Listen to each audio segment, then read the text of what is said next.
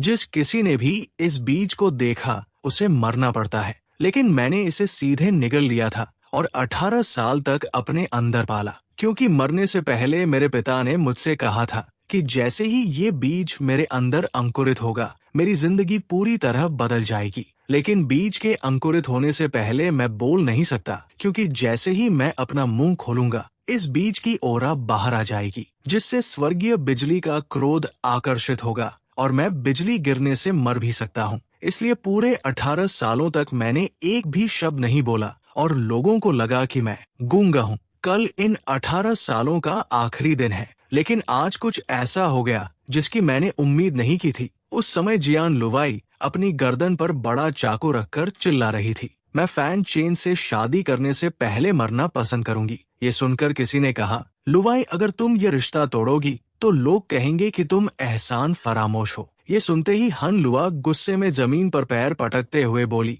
मुझे परवाह नहीं, मैं फैन चेन से शादी नहीं करूंगी। पिता, मेरे लिए कोई रास्ता निकालिए। हन जयंग बहुत परेशान था और उसकी नजर अनजाने में मेरी तरफ गई, जो कोने में बैठा था। मेरी शक्ल बहुत आकर्षक थी, लंबा और संतुलित शरीर, शांत और बुद्धिमान आंखें, और मेरे अंदर एक अलग ही शांत ओरा थी। मैं दिखने में बहुत अच्छा था, लेकिन अफसोस मैं गूंगा माना जाता था और कई बार जांच के बाद ये भी साबित हो चुका था कि मेरे पास कोई स्पिरिचुअल रूट नहीं थी। दूसरी तरफ उसकी बेटी एक जीनियस थी, जिसके पास 6th ग्रेड स्पिरिचुअल रूट थी। उसे चान स्वान सेक्ट के एल्डर्स बहुत पसंद करते थे और जल्द ही उसे डायरेक्ट डिसाइपल बनाने वाले थे। उसका भविष्य बेहद उज्जवल था। हम दोनों बिल्कुल अलग दुनियाओं के लोग थे, एक आसमान में और दूसरा जमीन पर। तभी किसी ने कहा, पिता, अगर और कोई रास्ता नहीं है तो लुई की जगह रुसु को शादी करने दीजिए। ये सुनते ही जियान परिवार के सभी लोग भीड़ के पीछे खड़ी जियान रुसु की तरफ देखने लगे।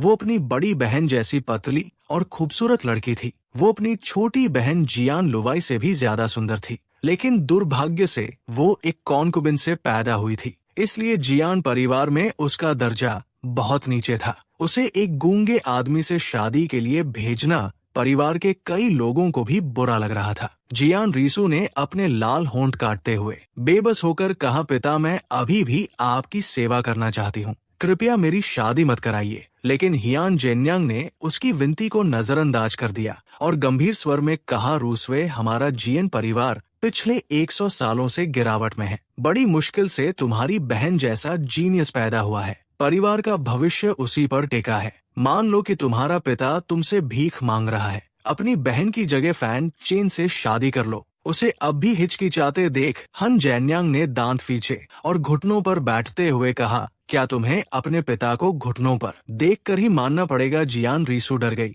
और जल्दी से उसे उठाते हुए बोली, पिता, ऐसा मत कीजिए, मैं शादी कर लूंगी, ठीक है। उसकी आंखें शिकायत और दर्द से भरी हुई थी। ये सुनकर हियन जेन्यांग खड़ा हो गया और उसके दिल का बोझ हल्का हो गया। उसने राहत की सांस ली और मेरी तरफ देखकर पूछा, लिटिल चिन, तुम्हारा क्या विचार है? मैं कोने में शांत से बैठा चाय पी रहा था। ये सुनकर मैंने सिर उठाया और नीचे सिर झुकाए खड़ी जियान रीसू को देखा। फिर मन ही मन आ भरी, कितनी बेचारी है, अपने ही परिवार के हाथों धोखा खा रही है। जियान परिवार की कभी भी अपनी प्रतिभाशाली बेटी जियान लुआई को मुझसे शादी कराने की मंशा नहीं थी। उन्होंने शुरू से ही जियान रसुए को बलि का बकरा बनाने का प्लान किया था। जियान लुआई का आत्महत्या की धमकी देना, चैनफन का सब्स्टिट्यूट मैरिज का सुझाव देना और फिर जियान जेन्यांग का फैमिली इमोशंस वाला खेल खेलना, ये सब पहले से तय था। जियान रीसू बहुत मासूम और दयालु थी, इसलिए आसानी से इस जाल में फंस गई।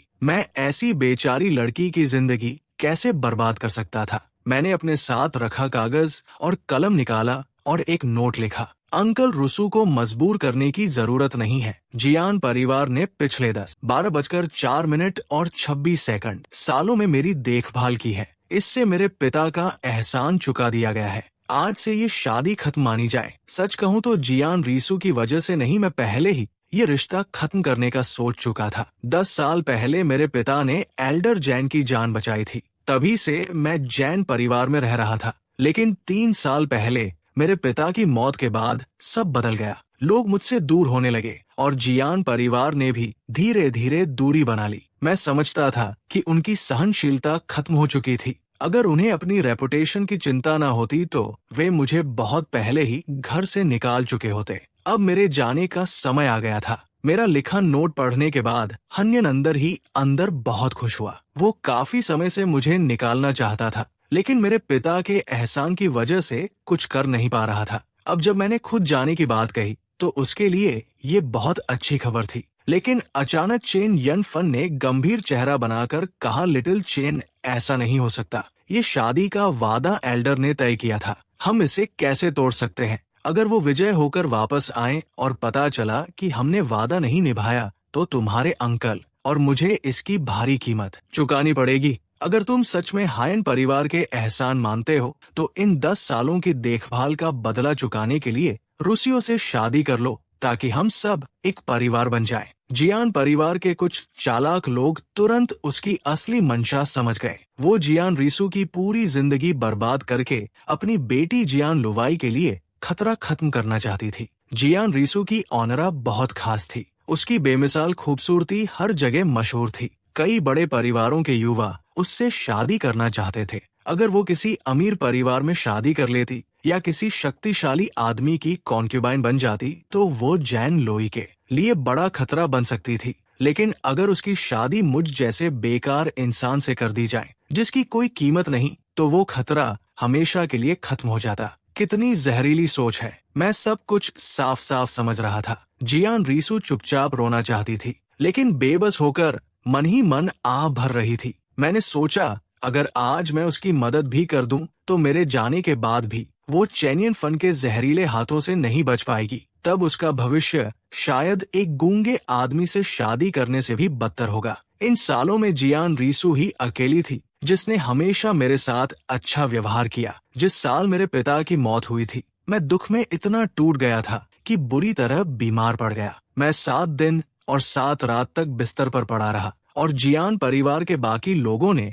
मेरी तरफ देखा तक नहीं। जब मैं 7 दिन और 7 रात तक बिस्तर पर पड़ा था, तब सिर्फ जियान रीसू ही थी जिसने बिना सोए मेरी देखभाल की, और उसी की वजह से मैं उस मुश्किल दौर से बाहर निकल पाया। सच कहूँ तो मेरे अंदर इतनी हिम्मत नहीं थी कि इतनी अच्छी, मासूम और दयालु लड़की को जियान परिवार की इस आग जैसी जगह में अकेला छोड़ दूं। चेनियन फन के बार बार दबाव डालने पर मैंने बेबसी में कलम उठाई और उसके लिए सिर्फ एक शब्द लिखा, ठीक है। चेनियन फन के चेहरे पर तुरंत मुस्कान आ गई। उसने उत्साह से कहा, रुसु फैन चैन को लेकर जाओ और उसके कपड़ों का नाप दिलवा दो। 1 महीने बाद तुम दोनों की शादी होगी। वो चाहती थी कि हमारी शादी जल्दी हो जाए ताकि कोई परेशानी ना आए। जियान रिस्यू ने अपने आंसू पोंछे और लाल आंखों के साथ मेरे सामने आकर बोली, मेरे साथ आओ, मुझे तुमसे कुछ कहना है। मैं उसके पीछे उसके कमरे में गया। कमरे को ड्रेसिंग रूम कहना भी ज्यादा होगा। वो बस मुर्गी खाने से थोड़ा बेहतर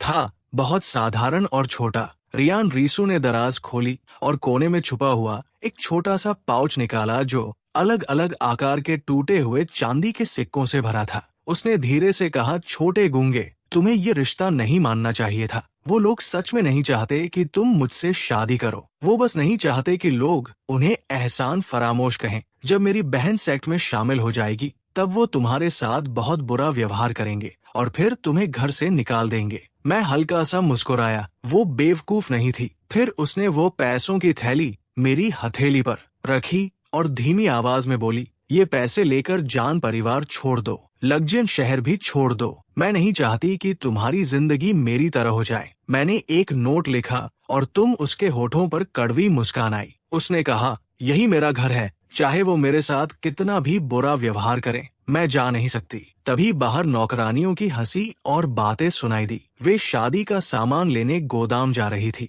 वो घबरा कर बोली, जल्दी जाओ, उदास मत रहो, बाहर जाकर अजनबियों पर भरोसा मत करना, उनका खाना मत खाना, उनका पानी मत पीना और बेवजह चिल्लाना मत। अगर लोगों को पता चल गया कि तुम गूंगे हो तो वो तुम्हारा फायदा उठाएंगे, समझे छोटे गूंगे। बोलते बोलते उसकी आवाज कांपने लगी और उसकी आंखों में आंसू भर आए। मैं एक कदम आगे बढ़ा और उसके सिर पर हाथ रखकर कहा, अब से तुम्हें मुझे पति कहना चाहिए। जब रीसू ने अचानक सिर उठाया, उसकी बड़ी बड़ी आंखें हैरानी से फैल गई। तुमने बात की, तुम गूंगे नहीं हो। मैंने हल्की हंसी के साथ कहा, मैंने कब कहा था कि मैं गूंगा हूँ? उसका दिमाग पूरी तरह उलझ गया। तुम गूंगे होने का नाटक कर रहे थे, क्यों? मैंने हाथ पीछे बांधे और खिड़की के बाहर आसमान की तरफ देखा। उसी समय साफ आसमान में अचानक दो जोरदार गरज सुनाई दी। जियान परिवार के लोग डर कर बाहर भागे। जियान रीसू भी उस अचानक गड़गड़ाहट से चौंक गई और बोली, ये अचानक बिजली कैसे गरज सकती है? मेरी एक्सप्रेशन गंभीर थी, लेकिन मैं चुप रहा। उसे नहीं पता था कि अभी जब मैंने बात की थी तब बीच की ओरा बाहर निकली थी और उसी ने स्वर्गीय बिजली का क्रोध बुलाया था। उसने मेरे चेहरे पर उदासी देखी और धीरे से कहा, ठीक है, मैं नहीं पूछूंगी। जल्दी सामान बांधो और चले जाओ। अगर चैन यनफन को पता चल गया कि तुम गूंगे होने का नाटक कर रहे थे। उसने अपनी पुरानी फटी हुई ड्रेस की तरफ देखा और बड़बड़ाई, मैं फिर से भूत जैसी लग रही हूँ। मैं मुड़ा और धीरे से उसका हाथ पकड़ लिया। मैं नहीं जा रहा, मैं यही रहूंगा और तुमसे शादी करूंगा। अब से मैं तुम्हारी रक्षा करूंगा। जियान रीसू का खूबसूरत चेहरा तुरंत लाल हो गया और उसका दिल तेजी से धड़कने लगा। उसने जल्दी से अपना हाथ छुड़ाया और बोली, बेवकूफी मत करो, तुम्हारा टैलेंट तो मुझसे भी कम है। मैं बस मुस्कुरा दिया। आज पूरे 18 सालों का आखिरी दिन था। बहुत जल्द मेरी जिंदगी बदलने वाली थी। मैंने उसकी आंखों में देखते हुए भरोसे से कहा, मुझ पर विश्वास करो। मेरी शांत और दृढ़ नजर देखकर उसके दिल में गर्माहट भर गई। अपनी माँ की मौत के बाद पहली बार किसी ने उससे कहा था कि वो उसकी रक्षा करेगा। काफी देर सोचने के बाद उसने फिर से पैसों की थैली मेरी हथेली में रख दी। कालों पर हल्की लाली के साथ उसने कहा, इसे रख लो, इसे मुझसे शादी करने की कीमत समझ लो। फैंचे, मेरे दिल में एक अजीब भावना उठी। मैंने कभी नहीं सोचा था कि कोई लड़की अपनी सारी जमा पूंजी मुझे दहेज की तरह देकर मुझसे शादी करना चाहेगी। वो अपनी छोटी सी हथेली से मेरे कपड़े ठीक करते हुए धीरे से बोली, अंकल फैन ने गरीबी में पूरी जिंदगी बिताई और तुम्हारे लिए कुछ बचा नहीं पाए। उम्मीद है ये पैसे तुम्हारे काम आएंगे। फैन चेन, अब मैं खुद को रोक नहीं पाया। मैंने उसकी कमर पकड़कर उसे अपनी तरफ खींच लिया। जियान रीसू शर्म से लाल हो गई, जैसे पतझड़ का पका हुआ फल। उसका दिमाग खाली हो गया और उसका शरीर पूरी तरह सख्त हो गया। वो बस मुझे उसे गले लगाने देती रही। काफी देर बाद उसे होश आया और वो घबराकर खुद को छुड़ाते हुए बोली, मैं कपड़ों का नाप दिलाने जा रही हूँ। उसे भागते हुए देखकर मैंने पैसों की थैली मेज पर रखी और हल्की मुस्कान के साथ कहा, जैन रोसू, मैं तुमसे पूरे सम्मान और धूमधाम से शादी करूंगा। उसी समय चेन इनफन के कमरे में लुसेन घुटनों के बल बैठा हुआ था और बेचैनी से बोला, आंटी, आप कजन रूसवे की शादी उस बेकार फैन चैन से कैसे कर सकती है? मैं भी 10 साल से जियान परिवार में रह रहा हूँ। कृपया अपना फैसला वापस लीजिए और उसकी शादी मुझसे कराइए। लुसेन चेन यनफन का भांजा था। वो बहुत होशियार था और उसके पास 3rd ग्रेड स्पिरिचुअल रूट थी। इसी वजह से चैन फन उसे बचपन से जियान परिवार में लाई थी और उसे तैयार किया था। वो काफी टैलेंटेड निकला और सिर्फ 20 साल की उम्र में 5th ग्रेड कल्टीवेशन लेवल तक पहुंच गया था, जिससे चैन इनफेन के परिवार में काफी इज्जत बढ़ी थी। लेकिन उसकी सबसे बड़ी परेशानी ये थी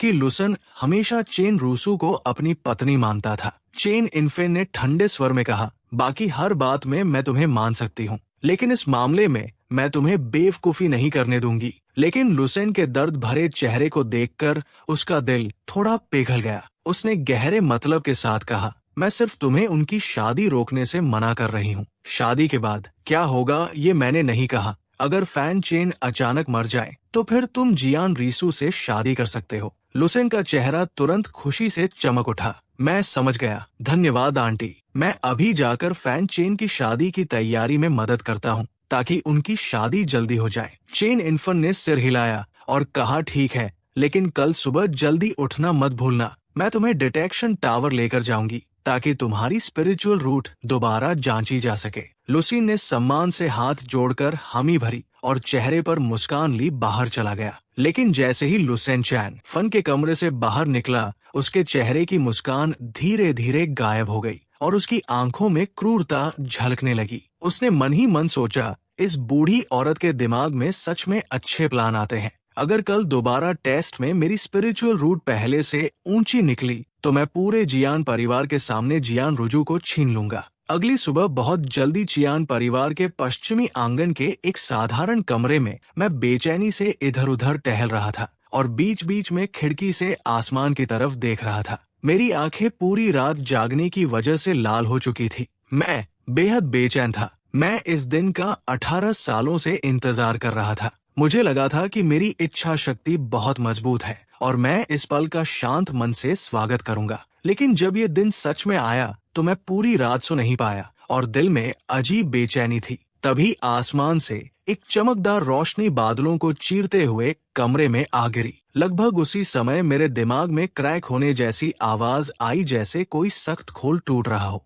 बीज आखिर अंकुरित हो गया। मैं तुरंत पालथी मारकर बैठ गया और अपनी सांस रोक ली। अंधेरे में मैंने देखा कि मिट्टी से एक नन्हा सा हरा अंकुर बाहर निकला। उसके प्रकट होते ही ऐसा लगा जैसे किसी सर्वोच्च अस्तित्व को गुस्सा आ गया हो। एक के बाद एक भयानक बिजली उस पर गिरने लगी और उसे फिर से मिट्टी में दबाने लगी। लेकिन वो छोटा अंकुर धीरे धीरे खुलता गया। हरा अंकुर उन सारी बिजलियों को ऐसे निगल रहा था जैसे वे उसके लिए पोषण हो, और मेरी आंखों के सामने वो पढ़ते पढ़ते एक अंतहीन विशाल पेड़ बन गया। जब बिजली को समझ आ गया कि वो उसकी वृद्धि रोक नहीं सकती, तो वो धीरे धीरे शांत हो गई। उस प्राचीन तैसो डिवाइन ट्री से हरी रोशनी की किरणें निकली और मेरे शरीर में समाने लगी। फिर मेरे डेंटिन में एक स्पिरिचुअल रूट बनने लगी। स्पिरिचुअल रूट, मेरे पास स्पिरिचुअल रूट है। मैंने 18 साल इस बदलाव का इंतजार किया था और आखिर वो दिन आ गया।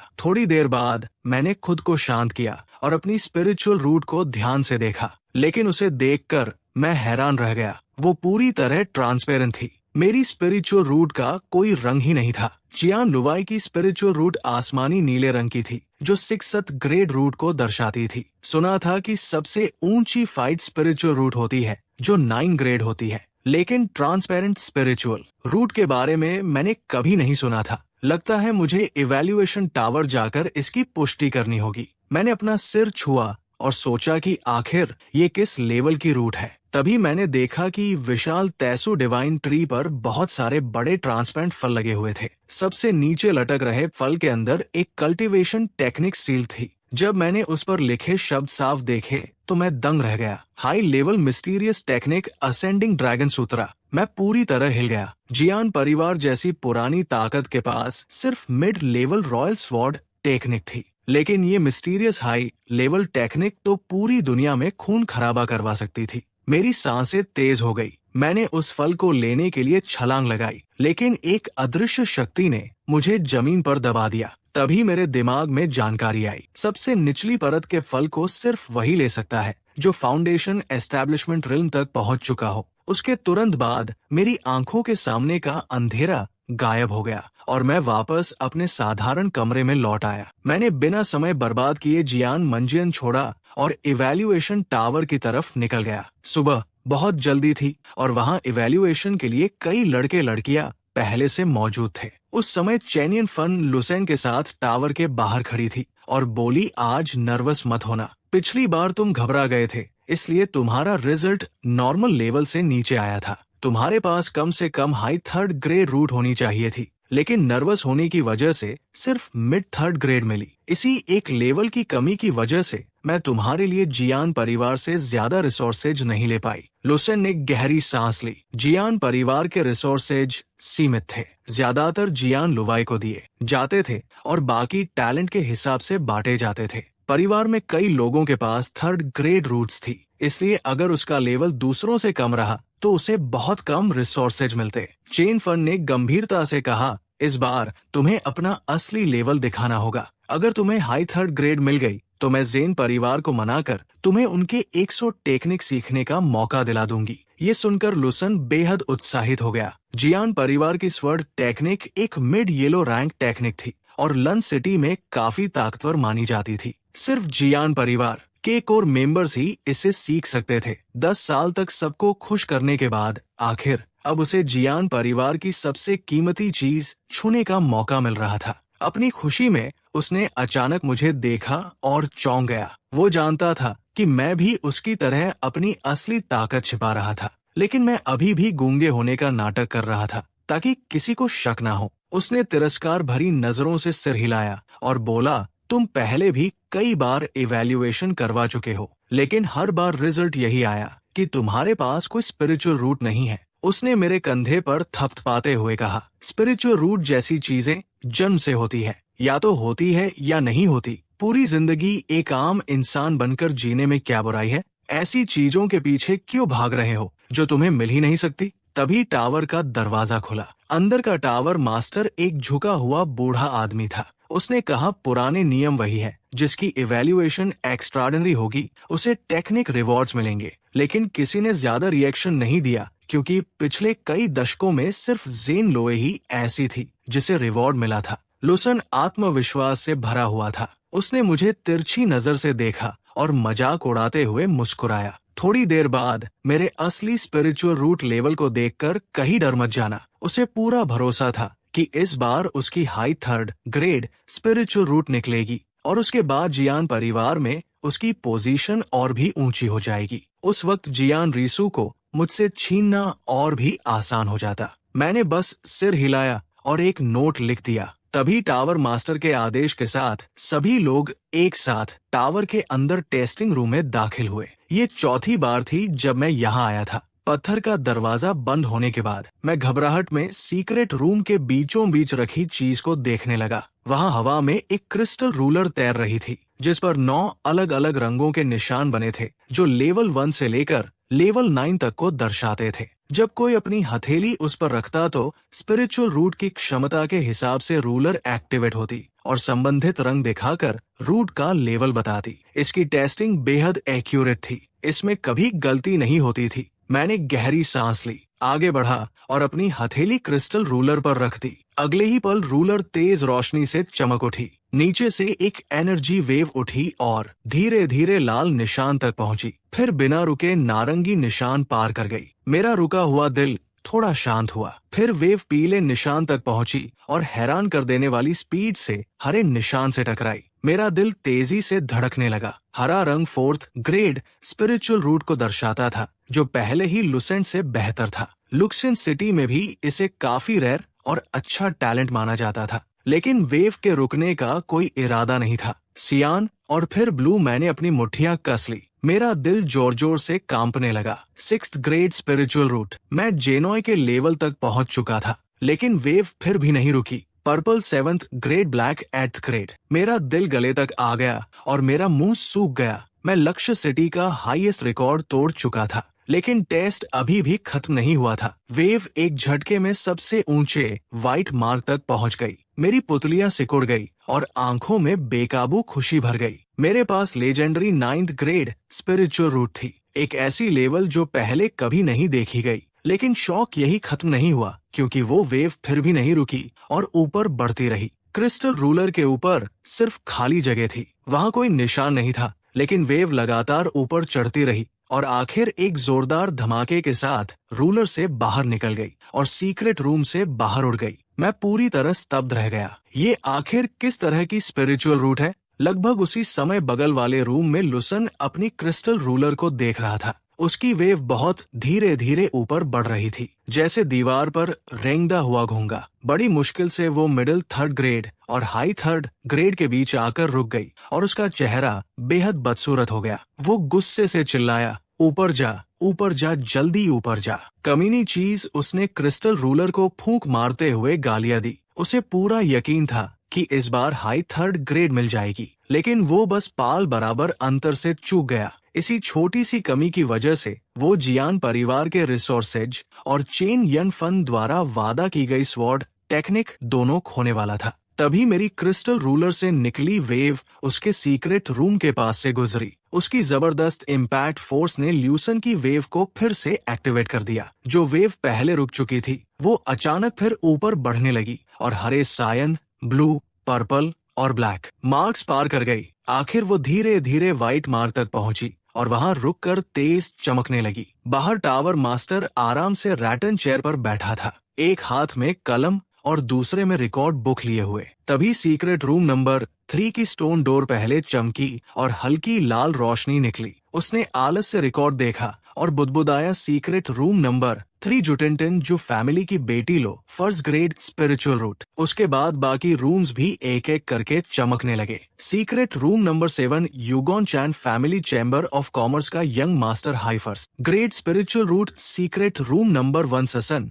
यू चक ग्लैंड का young master low first grade. कई रिजल्ट्स दर्ज करने के बाद टावर मास्टर ने सिर हिलाया और आह भरी। लक्षण सिटी हर साल और कमजोर होती जा रही है। अगर कुछ समय पहले जियान लुआई जैसी 6th ग्रेड स्पिरिचुअल रूट वाली प्रतिभा पैदा न हुई होती तो ल्यूसियन सिटी की टेस्टिंग टावर बंद होने वाली थी। तभी अचानक लसन के सीक्रेट रूम से सफेद रोशनी फूट पड़ी। टावर मास्टर ने अपनी आंखें रगड़ी और कंफ्यूज एक्सप्रेशन के साथ देखा। व्हाइट क्रिस्टल रूलर पर व्हाइट मार्क अगले ही पल उसके चेहरे का रंग ओढ़ गया। वो जोर से खड़ा हुआ और उसकी ओरा इतनी तेज थी कि उसकी रटन चेयर कई मीटर दूर उड़ गई। उसके बूढ़े चेहरे पर अविश्वसनीय शौक था। 9th ग्रेड स्पिरिचुअल रूट जैसे ही ये शब्द उसके मुंह से निकले, सफेद रोशनी अचानक सूरज की तरह तेज हो गई और पूरी टेस्टिंग टावर कुछ चमकदार सफेद रोशनी से भर दिया। टावर भी उस रोशनी को रोक नहीं पाई और वो एक विशाल सफेद बीम बनकर आसमान चीरते हुए बादलों के पार निकल गई। उसी समय जब परिवार में जैन लॉय अपनी मेडिटेशन खत्म कर रही थी, स्पिरिचुअल ओरा उसके चारों तरफ घूम रही थी और उसकी आंखें चमक रही थी। पास में जियान जेन्यांकर गर्व से भरा खड़ा था। लुए, इतनी कम उम्र में तुमने बॉडी रिफाइनमेंट का 9 लेवल पार कर लिया। हमारी लग्जन सिटी में ऐसा पहले कभी नहीं हुआ। जियान लुआओ ने घमंड से कहा, आखिर मैं 6th ग्रेड स्पिरिचुअल रूट हूँ। इतनी तेज कल्चरेशन होना कोई हैरानी की बात नहीं। जब मैं चानुवान सेक्ट जाऊंगी और मुझे मिड येलो ग्रेड या high yellow grade spirit stores मिलेंगी, तब मेरी कल्टीवेशन और भी तेज हो जाएगी। तभी उसकी नजर अचानक आसमान में उठती सफेद रोशनी पर पड़ी और वो चौंक गई। पिता, ये क्या है? जियान जयांग ने ऊपर देखा और उसका चेहरा तुरंत बदल गया। क्या दुनिया में 9 ग्रेड स्पिरिचुअल रूट प्रकट हुई है? सियान लुओ या विश्वास में उस रोशनी को देखती रही और अनजाने में अपने लाल होंठ काटने लगी। वो इतनी घमंडी थी कि ये स्वीकार नहीं कर सकती थी कि लुक्सियन सिटी में कोई उससे भी बेहतर टैलेंट वाला हो सकता है। जैसे ही रोशनी धीरे धीरे गायब होने लगी, उसने अपने दांत भी हाथ में पकड़ा, एक्सेसरी फेंका और डिटेक्शन टावर की तरफ दौड़ पड़ी। मैं जाकर देखूंगी कि वो कौन है। उसी समय अनगिनत योद्धा पागलों की तरह डिटेक्शन टावर की तरफ दौड़ पड़े, क्योंकि वे उस चमत्कार को अपनी आंखों से देखना चाहते थे जो सैकड़ों साल में सिर्फ एक बार होता है। दूसरी तरफ डिटेक्शन टावर के अंदर पूरी तरह अफरातफरी मच चुकी थी। जिन वॉरियर्स का टेस्ट चल रहा था, वे सब अपने अपने कमरों से भागकर बाहर आ गए और लुसेन के स्टोन रूम के सामने खड़े होकर हैरानी में जड़ हो गए। टावर मास्टर तो लगभग पागल ही हो गया था। वो लगातार बड़बड़ा रहा था, मिथक, मैंने अपनी जिंदगी में एक मिथक देख लिया। मैंने सच में लेजेंडरी 9 ग्रेड स्पिरिचुअल रूट देख ली।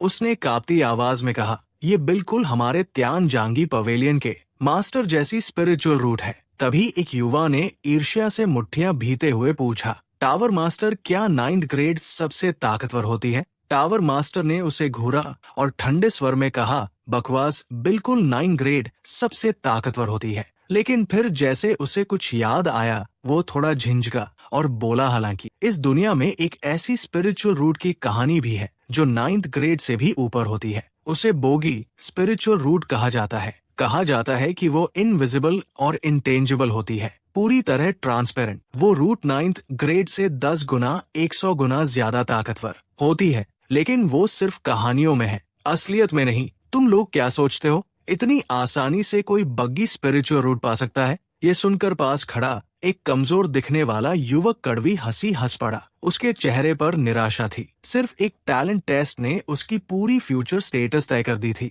एक आसमान में उड़ता असली ड्रैगन था और दूसरा जमीन पर रेंगती छींटी। ये तुलना इतनी क्रूर थी कि इंसान टूट जाए। बगल वाले सीक्रेट रूम में मैं भी ये सब सुन रहा था। मैं भी चौंक गया। क्या लुसेन के पास 9th ग्रेड स्पिरिचुअल रूट है? मैं सोच ही रहा था कि अचानक मेरी क्रिस्टल रूलर फिर से रिएक्ट करने लगी। उसमें से रोशनी का एक गुच्छा निकला और मेरे सामने गिरा। जब रोशनी खत्म हुई तो मैं हैरान रह गया। वो 2 कल्टीवेशन टेक्निक्स थी। ये मेरी रिवॉर्ड टेक्निक्स है? मैं तुरंत खुश हो गया और उन्हें ध्यान से देखने लगा। पहली टेक्निक का नाम था स्प्रिंग ब्रीच ट्रू सूत्रा, जो एक high yellow grade mental technique थी। दूसरी थी 7 स्टार स्वर्ड फार्मूला, जो एक high yellow grade sword technique थी। मैं हैरान रह गया, मेरा लेवल आखिर है क्या? मुझे इतनी हाई रिवॉर्ड कैसे मिल सकती है? जियान लुई जैसी 6th ग्रेड स्पिरिचुअल रूट वाली लड़की को सिर्फ येलो ग्रेड टेक्निक मिली थी, लेकिन मुझे इतनी पावरफुल टेक्निक्स मिली थी। वजह चाहे जो भी हो, इस ट्रांसपेरेंट स्पिरिचुअल रूट और इन 2 टेक्निक्स के साथ मैं बहुत तेजी से मजबूत बन सकता था। मैंने दोनों टेक्निक से संभाल कर रख ली और स्टोन डोर खोल दिया। दरवाजा खुलने की तेज आवाज ने बाहर मौजूद सभी लोगों का ध्यान मेरी तरफ खींच लिया। किसी ने कहा, ओ ये तो फैन चेन है, तुमने तो डरा ही दिया था। हमने सोचा लुसेन बाहर आया है। दूसरा हंसते हुए बोला, लगता है फैन चेन इस बार भी बिना स्पिरिचुअल रूट के ही निकला है। कोई और व्यंग से बोला, एक आसमान का चोजन सन है जिसके पास 9 ग्रेड रूट है, और दूसरा ऐसा इंसान जिसके पास रूट ही नहीं। फर्क देखो। मैंने भी सिकोड़ ली। मैं उनसे बहस करना चाहता था, लेकिन फिर सोचा क्यों, चुपचाप अपनी 2 हाई येलो ग्रेड टेक्निक्स के साथ प्रैक्टिस करना और अपनी ताकत बढ़ाना ही सही रास्ता था। अभी मेरे पास कोई सहारा नहीं था। अगर लोगों को मेरी असली ताकत पता चल गई तो सिर्फ मुसीबतें आएंगी। तभी जियान लुआओ और जियान जिनयांग जल्दी जल्दी वहां पहुंचे और उन्होंने मुझे देखा। जियान जिनयांग ने पूछा, फैन चेन तुम भी यहाँ हो, अंदर क्या हुआ? जियान लुओ ने अपने लाल होंठ काटते हुए बेचैनी से पूछा। मैंने एक कागज पर लिखा, लुसन ने 9th grade spiritual root detect की है। ये पढ़ते ही जेनलॉय का चेहरा सफेद पड़ गया और वो कई कदम पीछे हट गई। नहीं, ये नामुमकिन है। उसे यकीन ही नहीं हो रहा था कि सच में 9 ग्रेड टैलेंट पैदा हो गया, और वो भी लुसेन जैसा इंसान जो उनके ही घर में पला था। तभी टावर मास्टर ने जियान जिनयांग को देखा और उसके चेहरे पर बेहद विनम्र मुस्कान आ गई। ब्रदर जान, बधाई हो। बहुत बहुत बधाई। जान जिनयांग तो हैरान रह गया। टावर मास्टर आमतौर पर किसी को भाव नहीं देता था, सिर्फ सिटी लॉर्ड को देखकर हल्की मुस्कान देता था, लेकिन आज वो उसे ब्रदर जिन कह रहा था। जनियांग को लगा जैसे वो बादलों पर चल रहा हो। तभी लसियन सिटी का सबसे ताकतवर वॉरियर और सिटी लॉर्ड हिफेन भी तेजी से पहुंचा। उसने मुस्कुराते हुए कहा,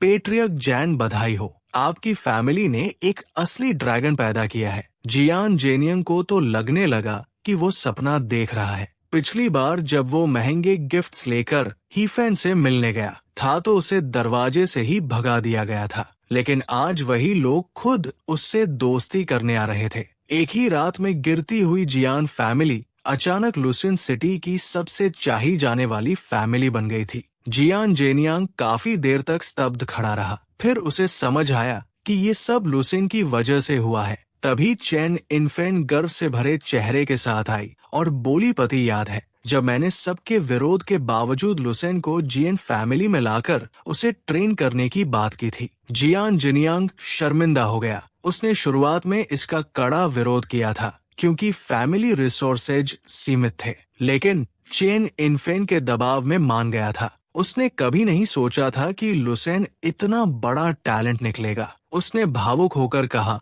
मैं अंधा था। मेरी पत्नी, तुम हमारी जियान फैमिली की लकी स्टार हो। तुम्हारी वजह से हमारी family future supreme power house से जुड़ गई। उसने चेनियन फन को गले लगा लिया। चेनियन फन खुशी से चमक रही थी। उसने कहा, क्या तुम्हें याद है किसान सिटी का वो 8 ग्रेड जीनियस? उसे सीधे टियांगी पवेलियन में लिया गया था और बाद में वो वहाँ का वाइस पवेलियन मास्टर बना। हमारा लुसन तो 9th ग्रेड जीनियस है। टियांगी पवेलियन खुद उसे लेने आएगा। अब जैन फैमिली उसके साथ आसमान छुएगी। थोड़ी देर बाद आखिर लुसेन ने स्टोन डोर खोला और घमंड भरे कॉन्फिडेंस के साथ बाहर आया। वो जियान जिनयांग के सामने पहुंचा, एक घुटने पर बैठ गया और बोला, अंकल, इतने सालों तक मुझे पालने और ट्रेन करने के लिए धन्यवाद। लुसेन ने आपकी उम्मीदों को निराश नहीं किया। मैंने 9th ग्रेड स्पिरिचुअल रूट हासिल की है। ये सुनकर वहाँ मौजूद हर इंसान जियान जेनियांग को जलन और ईर्ष्या से देखने लगा। इतनी किस्मत आखिर किसे मिलती है कि उसके घर में ऐसा मॉन्स्टर्स टैलेंट पैदा हो जाए। जियान जेयांग इतनी बड़ी खुशी के बाद जरा भी घमंडी होने की हिम्मत नहीं कर पाया। उसने जल्दी से लुसेन को उठाया और कहा, ऐसा मत करो लुसेन, तुम 9th रैंक जीनियस हो। तुम्हारा अंकल कैसे सह सकता है कि तुम उसके सामने घुटनों पर बैठो। जल्दी उठो। लुसेन ने अपनी जिंदगी में पहली बार खुद को इतना पावरफुल महसूस किया। पहले वो हमेशा जेम्स एंड यंग के सामने सावधान रहता था, छोटी सी गलती पर भी डांट पड़ती थी, लेकिन अब वही इंसान उसे भगवान जैसा सम्मान दे रहा था। इस एहसास ने उसके अंदर ऐसा घमंड भर दिया जैसे वो नौ आसमानों के ऊपर खड़ा होकर पूरी दुनिया को देख रहा हो। तभी उसकी नजर मुझ पर पड़ी। मैं चुपचाप हाथ आस्तीन में डाले खड़ा था और मेरे चेहरे पर जरा भी हैरानी नहीं थी। यही बात उसे सबसे ज्यादा चुभ गई। उसे समझ नहीं आया कि एक गूंगा बेकार इंसान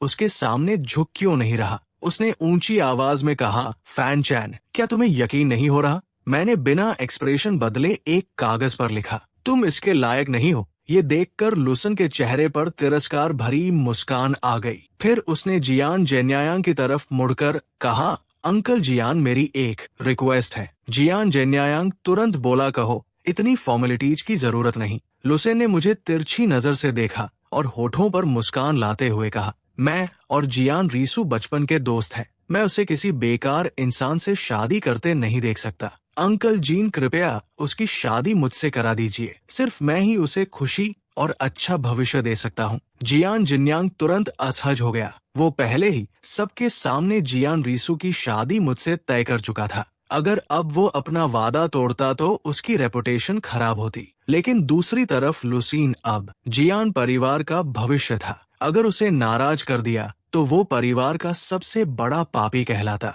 वो दुविधा में था कि तभी मैंने कलम उठाई और लिखा, अंकल जियान, जियान रीसू को खुशी कौन दे सकता है? ये बातों से नहीं, ताकत से तय होगी। मैं लुसेन से मुकाबला करने को तैयार हूँ। ये पढ़कर जानियांग ने राहत की सांस ली। अगर मैं हार जाता तो मैं खुद हट जाता और उसे वादा तोड़ने की बदनामी नहीं झेलनी पड़ती। वही लुसेन भी जान रूसू से शादी कर सकता था। दोनों तरफ फायदा। लुसेन जोर जोर से हंस पड़ा। हाँ, एक ऐसा बेकार इंसान जिसके पास स्पिरिचुअल रूट भी नहीं है, वो मेरी 9th रैंक स्पिरिचुअल रूट को चैलेंज कर रहा है। कितना मजा किया है। फिर उसने घमंड से कहा, ठीक है, क्योंकि हम दोनों जेन मैंशन में बड़े हुए हैं, मैं तुम्हें मौका देता हूँ। जजिन्यांग ने कहा, मैं तुम दोनों को 3 दिन देता हूँ। जो एक लेवल ब्रेक थ्रू करेगा वही जेन रूसियो से शादी करने का हकदार होगा। मैं जियान फैमिली हेड होने के नाते यही फैसला देता हूँ। मैंने सिर हिलाया। लुसेन आत्मविश्वास से हंसते हुए बोला, सिर्फ एक लेवल अंकल,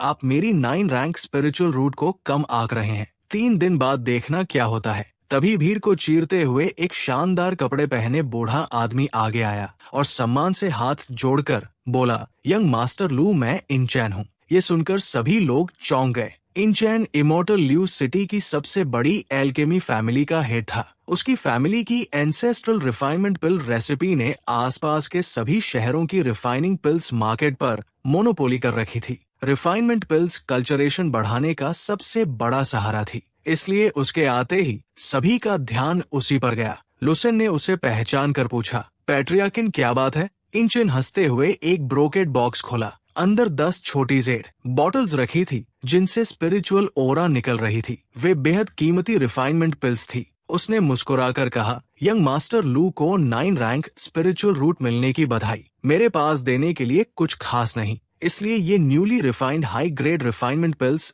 आपको गिफ्ट करता हूँ। उम्मीद है कि आप 3 दिन में ब्यूटी भी जीतेंगे। भीड़ की आंखें लालच से चमक उठी। उन बॉटल्स में से हर एक की कीमत बहुत बड़ी थी। मैंने अपनी आंखें हल्की सी कोथ ली। साफ था कि इन फैमिली खुलकर लुसेन का सपोर्ट कर रही थी। शायद उसने मेरी नजर महसूस कर ली। वो रुका नहीं बल्कि और तिरस्कार से बोला, और आज से मेरी फैमिली की सभी दुकानों को आदेश है कि फैनेज को रिफाइनमेंट लिक्विड या पिल्स नहीं बेची जाएंगी। मेरी आंखें पूरी तरह ठंडी हो गई। मैंने लिखा, इंशानन, उम्मीद है तुम्हें अपने फैसले पर पछतावा नहीं होगा। वो जोर से हंस पड़ा। पछतावा तुम्हें छोड़कर यंग मास्टर लू का साथ देना मेरे जीवन का सबसे सही फैसला है। ये सुनते ही पूरी भीड़ हंस पड़ी। मैंने बस उसे गहराई से देखा और चुपचाप वहां से चला गया। तमाशा खत्म होते ही बाकी लोग भी धीरे धीरे चले गए। जियान मैंजिन लौटते ही मैंने खुद को कमरे में बंद कर लिया और तुरंत स्प्रिंग ब्रश ट्रू सूत्र खोलकर ध्यान से पढ़ना शुरू किया।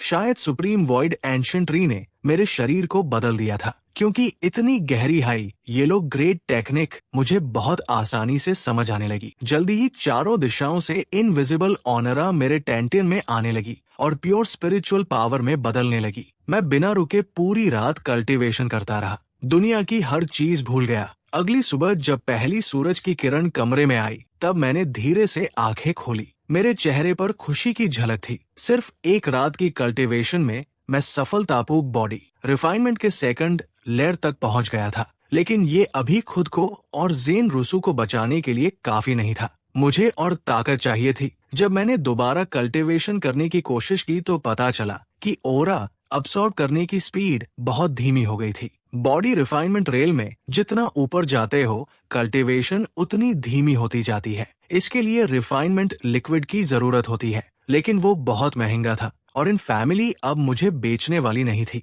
ये सोचकर मैं हल्का सा परेशान हुआ। तभी मैंने अचानक अपने माथे पर हाथ मारा। मरने से पहले पिता ने मुझे एक बॉक्स के बारे में बताया था, जिसे उन्होंने 10 साल तक अपने साथ रखा था और अपनी कब्र के सामने दफन कर दिया था। उन्होंने कहा था कि सीड जर्मिनेट होने से पहले उसे मत खोलना। क्या उसमें मेरे लिए कल्टीवेशन रिसोर्सेज हो सकते हैं? तभी बगल वाले आंगन से जीएन रस चूहे की रोने जैसी आवाज आई। आंट चेन, ये इस महीने मेरे एंसेस्टर्स द्वारा दिए गए रिसोर्सेज हैं। कृपया इन्हें मुझसे मत छीनिए। मैंने बाहर झांका और देखा कि चेन यनफन अपनी 2 पर्सनल मेड्स के साथ जियान रीसू को दीवार के पास दबाए खड़ी थी। दोनों मेड्स ने उसके हाथ पकड़ रखे थे, जबकि चेनियन फैन उसके कपड़ों से जबरदस्ती एक बॉटल रिफाइनमेंट लिक्विड निकाल रही थी। उसका चेहरा हल्का ठंडा हो गया और चेनियन फैन ने तिरस्कार से कहा, ये मत सोचो कि मुझे नहीं पता तुम ये रिफाइनमेंट लिक्विड उस बेकार फैन चेन को देने वाली थी।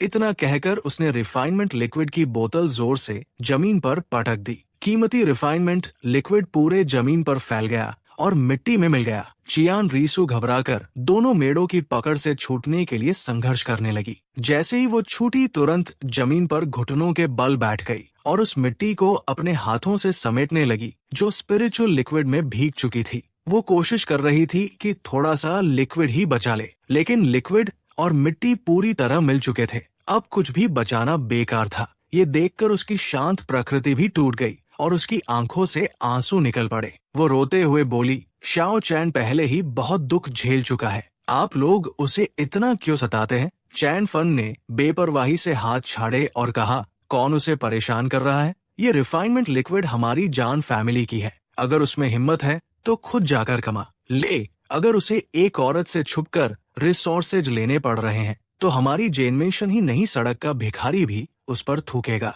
चलो, इतना कहकर वो संतुष्ट होकर इतराती हुई चली गई। ज़ेन रोज जमीन पर बैठी रही, पूरी तरह बेबस। उसके चेहरे पर गिल्ट साफ दिख रहा था। तभी मैंने उसके कंधे पर हाथ रखा और धीरे धीरे उसकी पीठ थपथपाई। उसने पीछे मुड़कर मुझे देखा और भी ज्यादा रोते हुए बोली, माफ करना शाओ चेन, मैं सच में बहुत बेकार हूँ। अगर मैं थोड़ा और सावधान होती तो चैन फन को पता नहीं चलता। मैंने उसकी पतली पीठ पर हल्के से हाथ फेरा और कहा, पगली, मैं तुम्हारा शुक्रगुजार हूँ। तुम्हें कैसे दोष दे सकता हूँ? चिंता मत करो, रिफाइनमेंट लिक्विड का इंतजाम मैं खुद कर लूंगा। तुम जाकर आराम करो और मेरी खबर का इंतजार करना। इतना कहकर मैं जल्दी से जियान मनसियन छोड़कर बाहर फैसान इलाके में पहुंच गया। अपने पिता की कब्र के सामने घुटनों के बल बैठते हुए मैंने कागजी पैसे और अगरबत्तियां जलाई और धीरे से कहा, पिता, आपका बेटा, ये नालायक बेटा आपसे मिलने आया है। मेरे दिमाग में पिता के साथ बिताए साल घूमने लगे। वो बहुत कम बोलते थे और शराब पीना पसंद करते थे। नशे में होते तो आसमान को गालियां देते जैसे किसी अन्याय का गुस्सा निकाल रहे हो, और होश में होते तो चांद को देखकर चुपचाप रोते रहते। लेकिन चाहे वो नशे में हो या होश में, जब भी मुझे देखते थे उनकी आंखें हमेशा बेहद नरम होती थी। मैंने हल्की मुस्कान के साथ कहा, पिता, मैं शादी करने वाला हूँ, लेकिन जियान लुवाई से नहीं, बल्कि जियान रसुए से, वही लड़की जिसे आप पसंद करते थे। आपने कहा था कि वही मेरे लिए सबसे सही पत्नी होगी। उसका स्वभाव बहुत अच्छा है और वो बहुत समझदार है। ये कहते कहते मैं मुस्कुराया, लेकिन आंखों से आंसू बहने लगे। अगर आप जिंदा होते तो बहुत खुश होते। जब हमारी शादी होगी तो मैं उसे जरूर आपसे मिलाने लाऊंगा। फिर मैंने थोड़ा गिल्ट महसूस करते हुए कहा, लेकिन आपके बेटे को एक छोटी सी समस्या है। मुझे वो बॉक्स खोलना पड़ेगा जो आपने छोड़ा था। आपकी शांति भंग करने के लिए माफ कर दीजिए। मैंने कई बार झुककर माफी मांगी और फिर फावड़ा उठाकर कब्र के सामने की जमीन खोदने लगा। करीब 3 फीट नीचे जाकर मुझे आखिर एक काला बरियल बॉक्स मिला, जो है कि बात थी कि बिल्कुल भी सड़ा नहीं था। मैंने उसे उठाया और हैरानी से देखा। इतने साल जमीन में रहने के बावजूद उस पर समय का कोई असर नहीं था। मैंने उसका स्विच घुमाया और क्लिक की आवाजें आई। वो बॉक्स जिसे मेरे पिता ने 15 साल तक संभाल कर रखा था, लेकिन कभी नहीं खुला, आखिर आज खुल गया। जैसे ही बॉक्स खुला मेरी आंखें चौड़ी हो गई। अंदर 2 जेट बॉटल्स रखी थी, जिनमें एमल ग्रीन स्पिरिचुअल लिक्विड भरा हुआ था। ये मिड ग्रेड रिफाइनमेंट लिक्विड था। मैं बेहद खुश हो गया। ये 2 बॉटल्स मेरी सबसे बड़ी परेशानी हल कर सकती थी। मैंने बॉटल्स उठाई और तभी देखा कि नीचे एक लेटर और एक बम्बू स्क्रोल भी रखा हुआ था। मेरा दिल जोर से धड़कने लगा। मैंने कांपते हाथों से लेटर खोला और अंदर पिता की हैंडराइटिंग देखकर मेरी आंखें भर आई। शाओचे, ये 2 bottles mid grade refinement liquid तुम्हें तुम्हारा करंट बॉटल नेक पार करने में मदद करेंगी, लेकिन इससे भी ज्यादा जरूरी नीचे रखा बम्बू स्क्रोल है। ये तुम्हारे पिता की बनाई ऑर्डिनरी ग्रेड सोल आर्ट है। मेरी अधूरी जिंदगी ने मुझे सिर्फ बेसिक समझने दिया और मैं मुश्किल से 2 स्टार सोल मास्टर बन पाया। उम्मीद है मेरा बेटा मुझसे आगे जाएगा और ऐसा महान सोल मास्टर बनेगा जो आसमान और धरती के बीच अड़े खड़ा रहे। तभी तुम्हारे पास खुद को बचाने की ताकत होगी। और आखिर में ये बेरियल बॉक्स तुम्हारी माँ ने छोड़ा था। उसने कहा था कि जब तुम 5 स्टार सोल मास्टर बन जाओगे तब तुम इस बॉक्स की हिडन लेयर खोल पाओगे। मैं उस हिडन लेयर को कभी नहीं खोल पाया। यही मेरी सबसे बड़ी अधूरी इच्छा रही। आगे बढ़ो मेरे बेटे। आंसुओं की बूंदें लेटर पर गिरने लगी और मुझे ऐसा लगा जैसे पिता आखिरी बार मेरे सामने मुस्कुराकर विदा ले रहे हो। पिता, मैंने आंसू पोंछे और लेटर को बहुत संभाल कर रख लिया। मेरा दिल भावनाओं से भर चुका था। मुझे आज पता चला कि मेरे पिता कभी 2 स्टार सोल मास्टर थे। सोल मास्टर्स दुनिया की सबसे सम्मानित प्रोफेशन माने जाते थे। उनके पास आम लोगों से कहीं ज्यादा पावरफुल सोल पावर होती थी और वे अनगिनत रहस्यमयी स्पिरिचुअल टेक्निक्स इस्तेमाल कर सकते थे। इतना ही नहीं, वॉरियर्स के लिए जरूरी स्पिरिचुअल एलेक्सर्स भी वही बनाते थे। मल मेडिसिन से अलग कल्चरेशन एलेक्सर्स अलग अलग स्पिरिचुअल हब से बनाए जाते थे। ये हब्स सालों तक पहाड़ों की गहराई में ओनरा अब्सॉर्ब करते थे, लेकिन साथ ही उनमें इम्प्यूरिटीज भी जमा हो जाती थी। उन इम्प्यूरिटीज को हटाने के लिए बेहद शक्तिशाली सोल पावर चाहिए होती थी। इसलिए सोल मास्टर्स सिर्फ रहस्यमय एक्सपर्ट्स नहीं, बल्कि सबसे कीमती अल्केमिस्ट्स भी थे। यही वजह थी कि लुसन सिटी की इन फैमिली सिर्फ इसलिए सबसे बड़ी एल्केमी फैमिली बन गई क्योंकि उनकी हर जनरेशन को एंसेस्ट्रल रेलिक हेवनली फर्नेस विरासत में मिलता था। एक ऐसा ट्रेजर जो थोड़ी देर के लिए किसी इंसान की सोल पावर बढ़ा सकता था और उसे लगभग सोल मास्टर अप्रेंटिस लेवल तक पहुंचा देता था। सिर्फ इसी रिलिक की वजह से उनका परिवार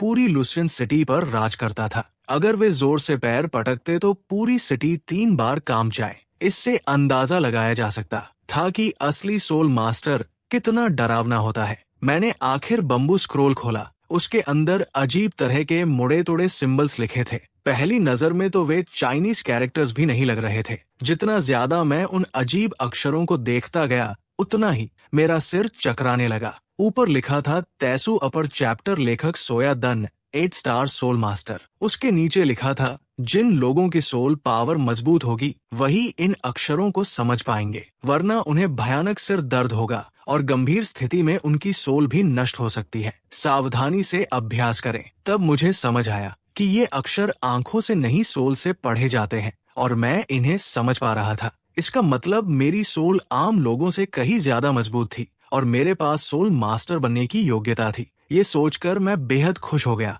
मैं जल्दी पढ़ता गया, लेकिन कुछ देर बाद मेरा सिर बुरी तरह दर्द करने लगा और मैं आगे नहीं बढ़ पाया, इसलिए मुझे रुकना पड़ा। मैं तुरंत पिता की कब्र के सामने पालथी मारकर बैठ गया और जो कुछ पढ़ा था उसे मन ही मन समझने लगा। जैसे मैंने पहले स्प्रिंग ब्रीच ट्रू सूत्र सीखी थी, उसी तरह इस टेक्निक को समझना भी मेरे लिए हैरानीजनक रूप से आसान था। थोड़ी ही देर में मैंने आंखें खोली और उनमें उत्साह था। लगता था कि मैंने सोल पावर इस्तेमाल करने के कुछ बेसिक मेथड्स सीख लिए थे। मैंने सामने रखी मिड ग्रेड रिफाइनमेंट लिक्विड की 2 बॉटल्स की तरफ देखा। एक बोतल तुरंत पी ली और दूसरी जेब में रख ली। जैसे ही पावरफुल मेडिसिनल एनर्जी मेरे शरीर में घुसी, मेरे अंदर स्पिरिचुअल ओरा उफान मारने लगी। मैंने तुरंत कल्टीवेशन शुरू कर दी और उस एनर्जी को लालच से अब्सॉर्ब करने लगा। कुछ ही देर बाद मेरे शरीर के अंदर गहरी कंपन हुई और मैंने आंखें खोल दी। मैं बॉडी टपरिंग की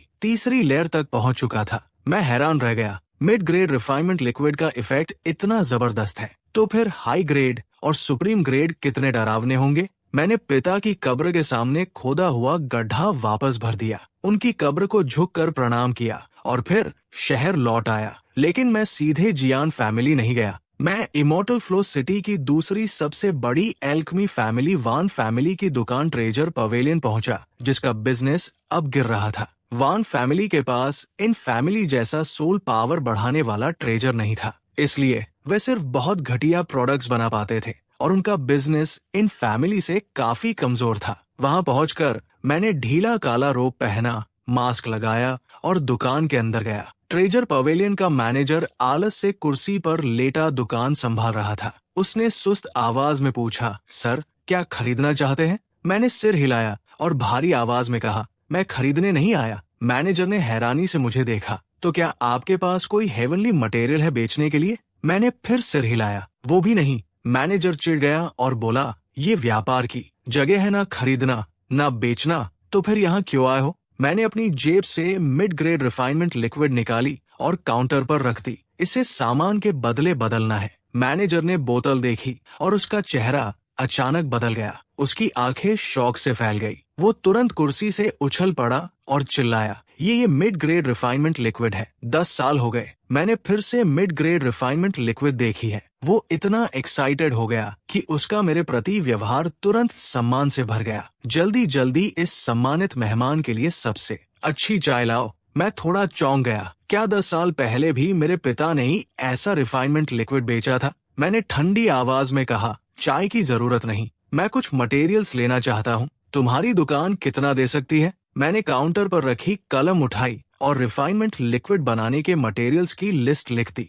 लिस्ट देखते ही मैनेजर और ज्यादा एक्साइटेड हो गया। उसकी आवाज सम्मान से भर गई। वो लगभग झुकते हुए बोला, महाशय क्या आप सोल मास्टर हैं? पूरी इमोर्टल फ्लो सिटी में इंचानन के अलावा कोई भी रिफाइनमेंट लिक्विड मटेरियल्स नहीं खरीदता जब तक कि वो सोल मास्टर ना हो। मेरी आवाज ठंडी हो गई। तुम बहुत कुछ जानना चाहते हो। मैनेजर डर गया और तुरंत खुद को थप्पड़ मारते हुए बोला, इस छोटे आदमी ने ज्यादा बोल दिया, कृपया माफ कर दीजिए। अगर मैं सच में सोल मास्टर था तो वो 10 जिंदगियों में भी मुझे नाराज करने की हिम्मत नहीं कर सकता था। मैंने कहा, बकवास बंद करो, बताओ कितना एक्सचेंज कर सकते हो? मैनेजर बोला, मार्केट प्राइस के हिसाब से एक bottle mid grade refinement liquid की कीमत 10,000 सिल्वर टेल्स है। रिफाइनमेंट मटेरियल्स की एक सेट 1,000 सिल्वर टेल्स की पड़ती है, तो हम आपको 10 सेट्स दे सकते हैं। फिर उसने इधर उधर देखा और धीरे से बोला, लेकिन अगर भविष्य में आपके पास और रिफाइनमेंट लिक्विड हो और आप हमें बेचे तो मैं फैसला लेकर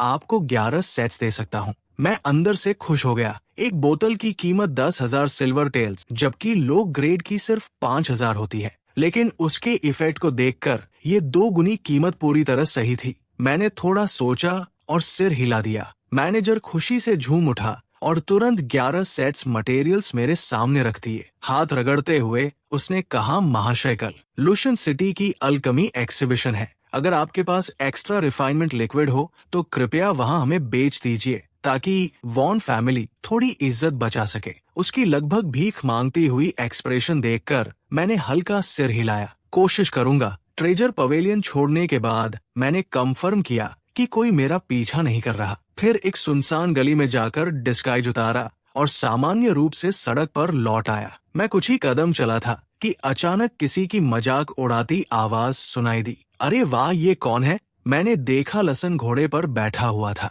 चेहरे पर घमंडी मुस्कान थी। उसके बगल में इंचानन भी था। दोनों ने मुझे देखा और घोड़े रोक दिए। लुसन ने पास के ट्रेजर पवेलियन की तरफ देखा और जोर से हंस पड़ा। पेट्रियर्किन कुछ लोग अभी भी सपना देख रहे हैं कि उन्हें लो ग्रेड रिफाइनमेंट लिक्विड मिल जाएगी। इनन ने मुझे तिरछी नजर से देखकर मुस्कुराते हुए कहा, पूरे ल्यूजन सिटी में मेरी इन फैमिली के अलावा कहीं रिफाइनमेंट लिक्विड नहीं मिलती। अगर तुम ट्रेजर पवेलियन में इसे मांगने गए थे तो तुम गलत जगह आ गए। फिर लुसेन हंसते हुए बोला, उनसे भीख मांगने से अच्छा है मुझसे भीख मांग लो। शायद मैं तुम्हें रिफाइनमेंट लिक्विड दे दूं या फिर मुझसे ये मांग लो कि मैं तुम्हारी फियांस को छोड़ दूं। दोनों जोर जोर से हंसते हुए घोड़ों पर आगे बढ़ गए, जबकि इंचानन जाते जाते मुझे तिरछी नजरों से घूरता रहा। दुनिया को नष्ट करने वाले अल्केमी लिक्विड के बारे में भूल जाओ। जब तक मैं इंचानन यहाँ हूँ, तुम अपनी पूरी जिंदगी में अल्केमी लिक्विड की एक बूंद भी पाने के बारे में सोच नहीं सकते।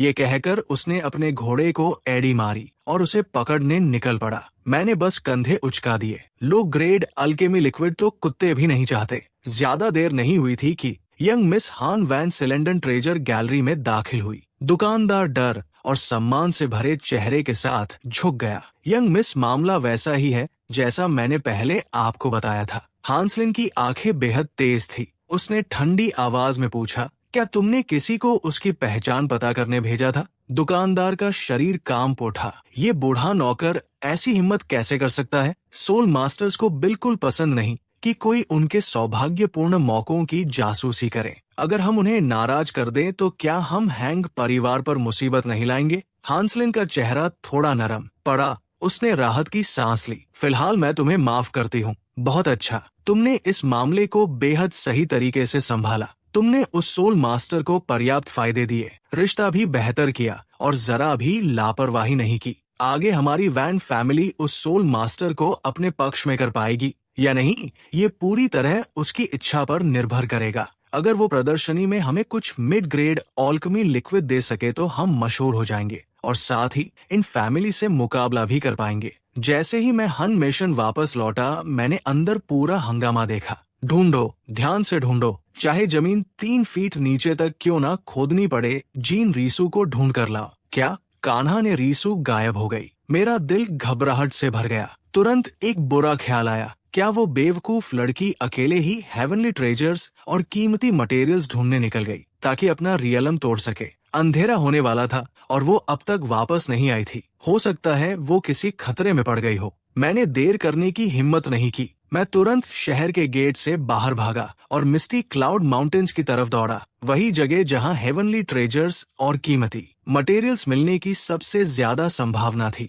मिस्टी क्लाउड माउंटेन्स की एक खाई के किनारे सीने पर चमगादड़ के निशान खड़े हुए 3 ताकतवर आदमी जेन रुसू को क्रूर नजरों से देख रहे थे। वो अपने पैरों के नीचे की बेलों को पकड़कर हवा में लटकी हुई थी। लंबे समय तक ऐसे लटके रहने की वजह से उसकी ताकत खत्म हो चुकी थी। उसका चेहरा कागज की तरह सफेद था और उसका शरीर बुरी तरह कांप रहा था। सुंदरी जैन, अब संघर्ष करना बंद कर दो, वरना नीचे गिरकर मांस का ढेर बन जाओगी। आगे खड़े आदमी ने हंट चाटते हुए कहा। दूसरा आदमी हंसते हुए बोला, चलो जल्दी ऊपर आ जाओ। हर दुश्मनी की जड़ होती है और हर कर्ज का मालिक होता है। हम बस तुम्हें लुसन का जुए का कर्ज चुकाने के लिए पकड़ रहे हैं। हम कसम खाते हैं कि तुम्हारे साथ कुछ गलत नहीं करेंगे। लेकिन ऐसा कहते हुए भी उनकी लालची निगाहें एक पल के लिए भी नहीं हट रही थी। अगर आकर्षक शरीर वाली जेन रजू उनके हाथ लग जाती तो अंजाम सोचना भी मुश्किल था। जेन रसुए ने दांत खींचकर एक एक शब्द बोलते हुए कहा, सपने में भी मत सोचना। आगे वाला आदमी गुस्से से भर गया। उसकी आंखों में खतरनाक चमक आई। उसे ऊपर खींचो। उसे विश्वास नहीं था कि जेन रुजू सच में खुद को छोड़कर इस अथाह खाई में कूद जाएगी। बाकी 2 आदमी तुरंत आगे बढ़े बेलों को पकड़ा और पूरी ताकत से ऊपर खींचने लगे। चैन रीसू को लगा कि वो खाई के किनारे के और करीब आ रही है। वो निराश हो गई। जैसे ही उसने खुद को छोड़कर गिरने का फैसला किया, तभी दूर से तेजी से आते कदमों की आवाज सुनाई दी। उसके तुरंत बाद एक दर्दनाक चीख गूंजी। बेल खींच रहे आदमियों में से एक को अचानक लात मारकर अथाह खाई में गिरा दिया गया। उसकी काली परछाई लगातार चीखते हुए धुंध में गायब हो गई। बचे हुए 2 आदमी गुस्से में पलटे और नए आए व्यक्ति से लड़ने लगे। ज्यादा समय नहीं लगा और एक और आदमी चीखते हुए जमीन पर गिर पड़ा। आखिरी आदमी डर के मारे लड़खड़ाता हुआ भाग गया और कमजोर लेकिन धमकी भरी आवाज में चिल्लाया, स्नो फ्लोटिंग पैलेस के लोगों को मारने की हिम्मत की है। तुम मर चुके हो। तुम पूरी तरह खत्म हो। काना ने रसू हैरान रह गई। कौन आया? आखिर स्नो फ्लोटिंग पैलेस के इन 3 लोगों में से एक 3rd लेयर ऑफ रिफाइनमेंट में था और बाकी 2 2nd लेयर ऑफ रिफाइनमेंट में थे। तभी खाई के किनारे से एक सिर बाहर आया। कान्हा ने रीसू ने देखा और तुरंत स्तब्ध रह गई। शाओ चैन मैंने हाथ बढ़ाया और उसे एक झटके में ऊपर खींच लिया। नीचे देखा तो उसकी हथेलियां फट चुकी थी और बहता हुआ खून उस स्पिरिचुअल ग्रास को लाल कर रहा था जिसे वो कसकर पकड़े हुई थी। ज्यादा दबाने की वजह से वो स्पिरिचुअल ग्रास भी टेढ़ी हो चुकी थी और उसकी चमक फीकी पड़ गई थी। उसकी आवाज निराशा से भरी थी। इसे ढूंढने में मुझे बहुत मेहनत लगी थी। मेरा दिल भावनाओं से भर गया। मैंने उसे धीरे से गले लगाया और धीमी आवाज में कहा, भविष्य में मेरे लिए अपनी जान जोखिम में मत डालना। चेन रस्सू मेरे सीने से लग गई। उसे इस बात का अफसोस था कि वो मेरी मदद नहीं कर सकी, लेकिन साथ ही इस बात की मिठास भी थी कि मैं उसे इतना महत्व देता हूँ, तो मैं फैन चैन के दिल में इतनी महत्वपूर्ण हूँ। मैंने उसे शांत किया। फिर मैं जमीन पर पड़े स्नो फ्लोटिंग पैलेस के लोगों की लाशों की तरफ मुड़ा। मेरे मन में एक विचार आया। मैं झुका और थोड़ी देर टटोलने के बाद एक लाश से एक टोकन निकाला। वो सच में स्नो फ्लोटिंग पैलेस का टोकन था। सिटी लॉर्ड मैंशन पहले ही इन पर इनाम घोषित कर चुका था। स्नो फ्लोटिंग पैलेस के एक दानव को मारने पर सिटी लॉर्ड मैंशन के सोल स्पिरिचुअल पूल में एक बार कल्टीवेशन करने का मौका मिलता था। मैंने टोकन रख लिया और आसमान की तरफ देखा। अब पूरी तरह अंधेरा हो चुका था और पहाड़ का रास्ता दिखाई नहीं दे रहा था। मजबूर होकर मैं ज़ेन रीसू को लेकर एक सुरक्षित गुफा में रात बिताने चला गया। रात और गहरी होती गई। थकान की वजह से ज़ेन रसू गहरी नींद में सो गई। मैं उसके पास उसकी रक्षा करते हुए बैठा रहा,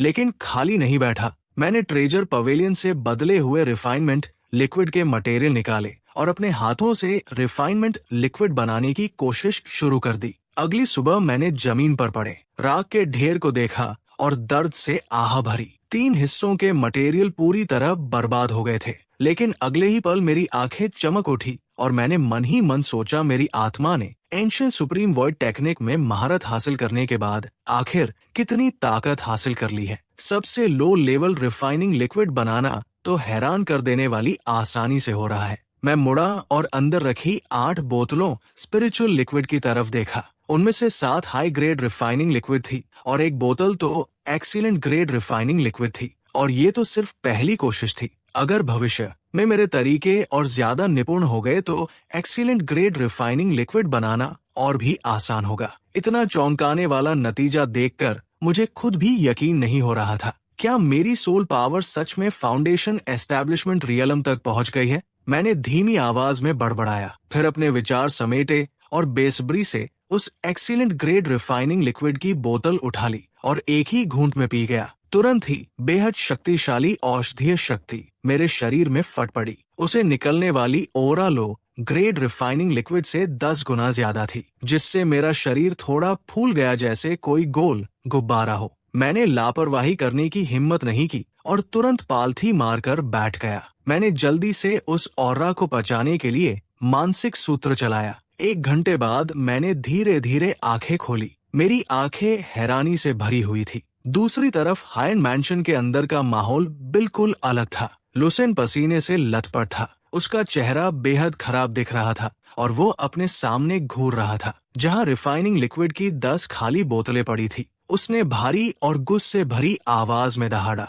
ये क्या हो रहा है? मैंने सब कुछ पी लिया, फिर भी मैं आगे क्यों नहीं बढ़ पाया? बगल में खड़ी चेन यनफन भी उलझन में थी। ऐसा नहीं होना चाहिए था। 9 ग्रेड स्पिरिट रूट और लो ग्रेड रिफाइनिंग लिक्विड की 10 बोतलें, इतना तो कोई सुअर भी कंटेम्पलेशन स्टेट पार कर जाता। लेकिन तुम्हारी कल्टीवेशन बिल्कुल नहीं बढ़ी। वो मजबूरी में उसे दिलासा देने लगी। लुसन रिफाइंड जेड हमेशा तुरंत नहीं चमकता। शायद तुम बहुत जल्दी आगे बढ़ना चाह रहे थे और तुम्हारा मेंटल स्टेट बिगड़ गया। वैसे भी तुम हारे नहीं हो। उस बेकार फैंच के पास तो सिर्फ 1 ब्राउ स्पिरिचुअल रूट है और 2 ब्राउ रिफाइनिंग लिक्विड है। उसके लिए आगे बढ़ना तो और भी नामुमकिन है। ज्यादा से ज्यादा इसे बराबरी मान लो। ये सुनकर लूसन की तनी हुई नसें थोड़ी ढीली पड़ी। उसके चेहरे पर तिरस्कार उभर आया। वो भी मेरी बराबरी करने लायक है। मेरा आगे न बढ़ना सिर्फ अस्थायी है, लेकिन वो अपनी पूरी जिंदगी में आगे बढ़ने का सपना भी मत देखें। चलो मैं हॉल चलते हैं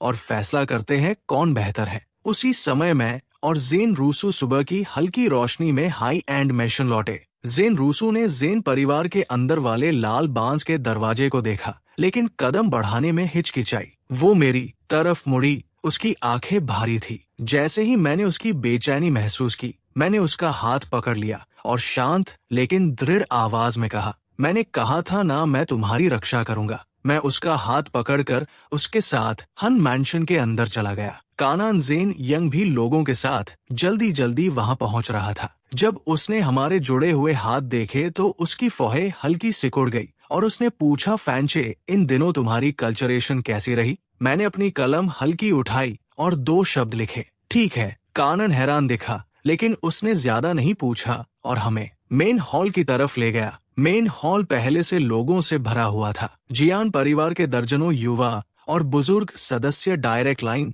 और कोल्टरल लाइन दोनों मौजूद थे। कुछ युवा लड़कियां चमकीले कपड़ों में लुसेन के आसपास हंसते बोलते घूम रही थी ताकि उसका थोड़ा फेवर पा सके। कन लुई के चेहरे पर भी मुस्कान थी और वो बीच बीच में लुसेन से बात कर रही थी, लेकिन जैसे ही उसने मुझे अंदर आते देखा, उसके चेहरे की मुस्कान तुरंत गायब हो गई। उसने ठंडे स्वर में कहा, मुझे लगा तुम आने की हिम्मत नहीं करोगे। कम से कम तुम में थोड़ी मर्दानगी तो है। मैंने उससे बात करना भी जरूरी नहीं समझा और सीधे मेन हॉल के बीचों बीच जाकर सीधा खड़ा हो गया और लिखा, हम कब शुरू करें? मेरी शांत और आत्मविश्वास भरी ओरा देखकर वहां मौजूद सभी लोगों के चेहरे हल्के बदल गए। जेन लोई की आंखों में भी हैरानी चमकी और उसने मुझे ऊपर से नीचे तक देखा। चेनियन फैन ने अपनी चाय की प्याली हल्के से थपथपाई और धीरे से कहा, फैन चेन, क्या तुम्हें शुरुआत में लगाई गई शर्त याद है? अगर तुम लुसेन से कमजोर निकले तो अफसोस की बात है कि चैन रीसू की शादी लुसेन से करनी होगी। मैंने आंखें उठाकर उसे ठंडे भाव से देखा और अपनी कलम घुमाई। अगर लुसेन हार गया तो कृपया अपने भांजे को भी कंट्रोल करना। उसे हंस का मांस खाने के सपने देखना बंद करने दो। चेन इन्फेन ने गुस्से में अपनी चाय की प्याली मेज पर दे मारी। उसकी फिनिक्स जैसी आंखों में गुस्सा उबल रहा था। अगर लुसेन हार गया तो स्वाभाविक है कि उसमें दोबारा रूसियों से शादी की बात करने की हिम्मत नहीं होगी, लेकिन अगर तुम हारे तो तुरंत हन मैंशन छोड़ दोगे। आज के बाद मेरी जैन फैमिली तुम्हारी फैन फैमिली की कोई एहसानमंद नहीं रहेगी। मैंने हल्के से हाथ हिलाया और कलम की नोक नीचे गिराई। ठीक है, तो फैसला कर लेते हैं कौन बेहतर है। चैन फन के दिल में गुस्सा भरा हुआ था। शुरू करो। लुसेन पूरे आत्मविश्वास के साथ हॉल के बीचों बीच आया। उसके चेहरे पर तिरस्कार साफ लिखा था। मेरे 9 ग्रेट स्पिरिट रूट के सामने तुम्हारे जैसे घटिया फैन परिवार के इंसान को मुकाबले का मौका मिलना चाहिए, तो तुम्हारे पूर्वजों को भी गर्व होना चाहिए। वो बुरी तरह हंसा। उसने अपनी मुट्ठियां उठाई और हवा में जोर से लहराई। 5th लेयर ऑफ रिफाइनमेंट की पीक कल्टीवेशन ने हवा तक हिला दी। हन लुओ ई भी हैरान रह गई। इसने एडवांस नहीं किया, ऐसा कैसे हो सकता है? 10 बोतल रिफाइनिंग लिक्विड के साथ तो मैं, जिसके पास 6th ग्रेड टैलेंट है, भी आगे बढ़ जाती। क्लैन के बाकी लोग भी एक दूसरे को देखने लगे। ये नतीजा सच में अप्रत्याशित था। 9 ग्रेड स्पिरिट रूट उतना ताकतवर नहीं लग रहा था जितना सबने सोचा था। कुछ पल के लिए माहौल अजीब हो गया। चेनियन फैन जल्दी से बात संभालते हुए बोली, कल्टीवेशन का रास्ता आसान नहीं होता। सिर्फ 3 दिनों में 5th लेयर ऑफ रिफाइनमेंट की पीक तक पहुंचना भी बड़ी बात है। ये पहले से ही बहुत शानदार है। हालांकि क्लैन के कई लोगों के दिल में अब भी शक था, लेकिन उन्होंने ज्यादा नहीं सोचा और सिर हिला दिया। हाँ, चाहे कुछ भी हो, ये बिना स्पिरिचुअल रूट वाले किसी बेकार इंसान से तो तुलना नहीं कर सकता। तभी किसी ने अचानक चीख कर कहा, फर्स्ट लेयर ऑफ रिफाइनमेंट, ये फर्स्ट लेयर ऑफ रिफाइनमेंट है। चेन रीसू ने अपना मुंह ढक लिया।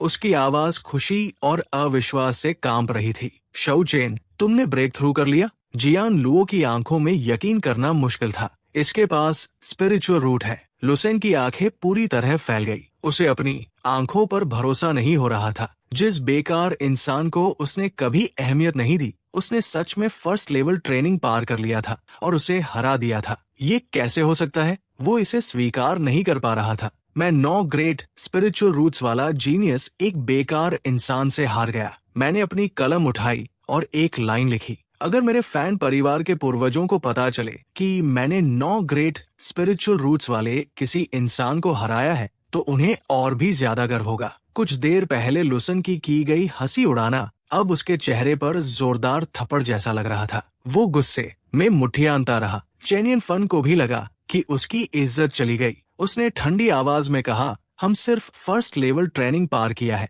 और देखो कैसी विजेता वाली शक्ल बना रहा है। क्या फर्स्ट लेवल ट्रेनिंग पार करना और 6th लेवल ट्रेनिंग पार करना एक जैसा है? दूसरा पहले से 5 गुना मुश्किल है। मैं बस मुस्कुराया, हाथ उठाया और फिर एक मुक्का हवा में मारा। हवा में हल्की विस्फोट जैसी आवाज गूंजी। जेन रसू शौक में अपना मुंह खोल कर रह गई। सेकंड लेवल ट्रेनिंग शाओचन, तुमने सच में सेकंड लेवल ट्रेनिंग भी पार कर लिया, और वो भी सिर्फ 3 दिनों में। अब तो हन लो भी अपनी सीट पर नहीं बैठ सकी। उसके खूबसूरत चेहरे पर गहरा शौक था। मैं भी 3 दिनों में सेकंड लेवल ट्रेनिंग पार नहीं कर सकती। लुसेन की आंखें गुस्से और जलन से भर गई। फर्स्ट लेवल पार करना ही काफी शॉकिंग था, लेकिन सेकंड लेवल ट्रेनिंग पार करना तो सीधा कुचल देने जैसा था। चैन इन्फन भी हिल गई, लेकिन फिर भी जबरदस्ती बोली, सेकंड लेवल ट्रेनिंग तक पहुंचना इतना मुश्किल नहीं है, बस किसी तरह लुसेन की बराबरी कर पाया है। लेकिन जैसे ही उसने ये कहा, मैंने फिर से हवा में मुक्का मारा।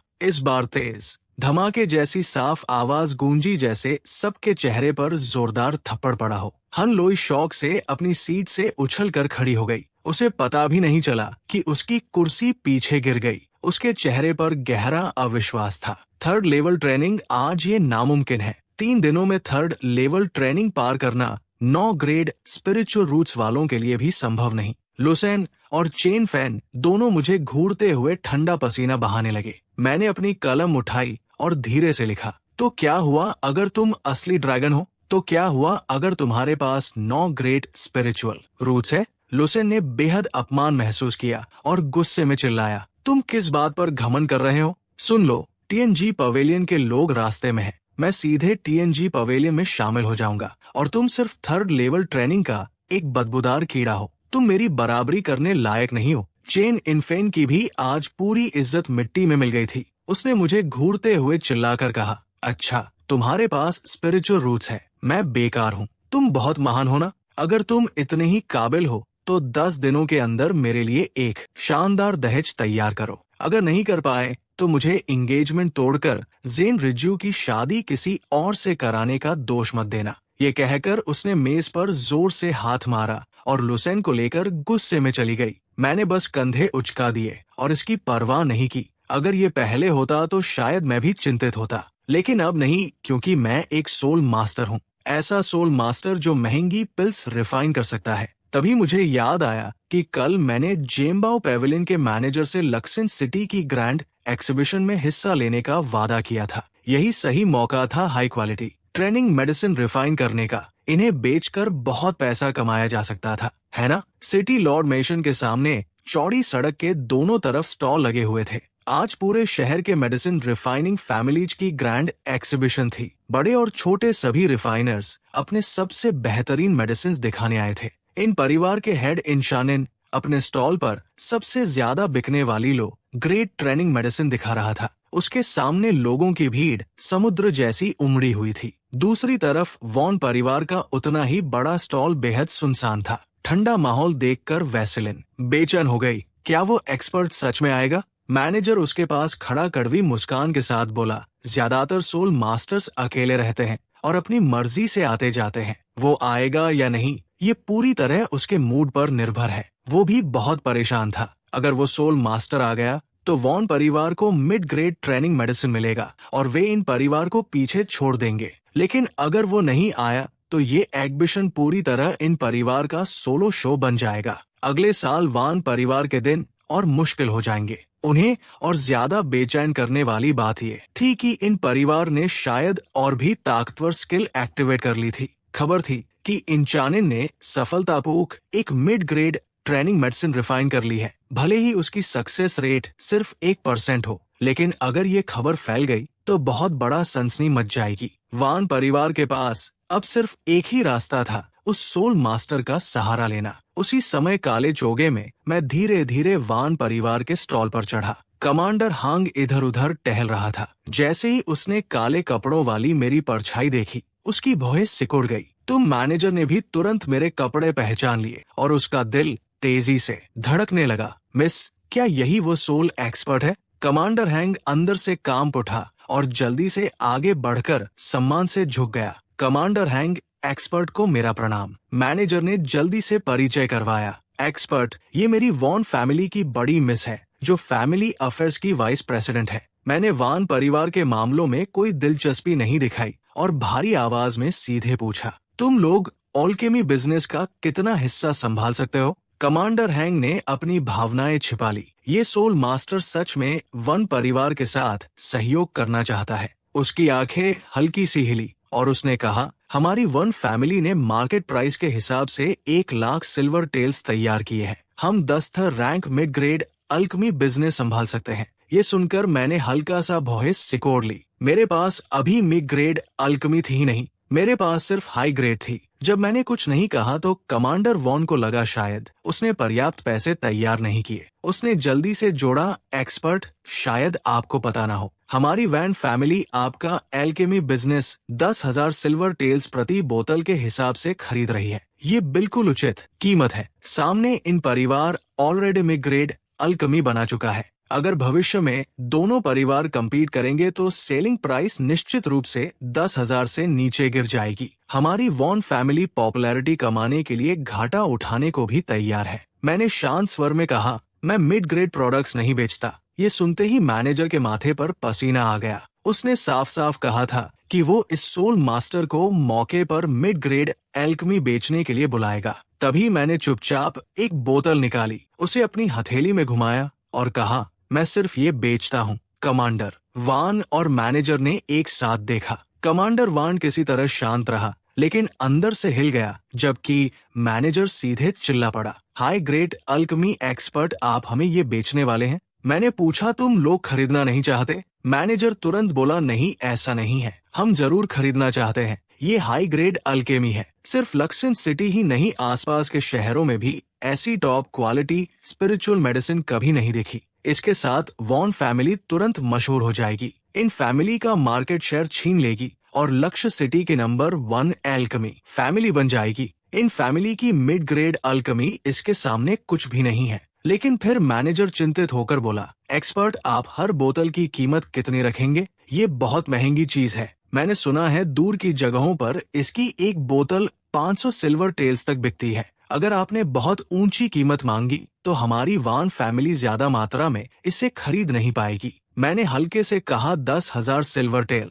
कमांडर वान की आंखों में गहरी शंका चमकी। एक्सपर्ट, आपको पता है मिड ग्रेड एल्कमी भी 10,000 सिल्वर टेल्स की होती है। उसे लगा शायद मेरा कोई और मकसद है। तभी मैंने 3 और बोतलें निकालकर सामने रख दी और शांत स्वर में कहा, मेरी सिर्फ एक शर्त है, इन परिवार को बर्बाद कर दो। कमांडर वान को तुरंत सब समझ आ गया, इसलिए ये एक्सपर्ट इतनी सस्ती कीमत पर बेच रहा था क्योंकि उसकी इन परिवार से दुश्मनी थी। इन परिवार ने सच में गलत इंसान को नाराज कर दिया था। उन्होंने सेकंड रैंक सोल मास्टर को उकसाने की हिम्मत कैसे की? उसने तुरंत फैसला किया, अगर एक्सपर्ट लंबे समय तक इतनी कम कीमत पर हाई ग्रेड एल्केमी सप्लाई कर सकता है तो इन परिवार को गिराना कोई मुश्किल नहीं। मैंने सिर हिलाया और कहा, ठीक है, मुझे अल्केमी मटेरियल्स दो और मैं अभी तुम्हारे लिए बड़ी मात्रा में हाई ग्रेड अल्केमी बनाऊंगा। कमांडर वॉन ने तुरंत मटेरियल्स और एल्केमी रूम तैयार करने का आदेश दिया। दोपहर तक एग्जीबिशन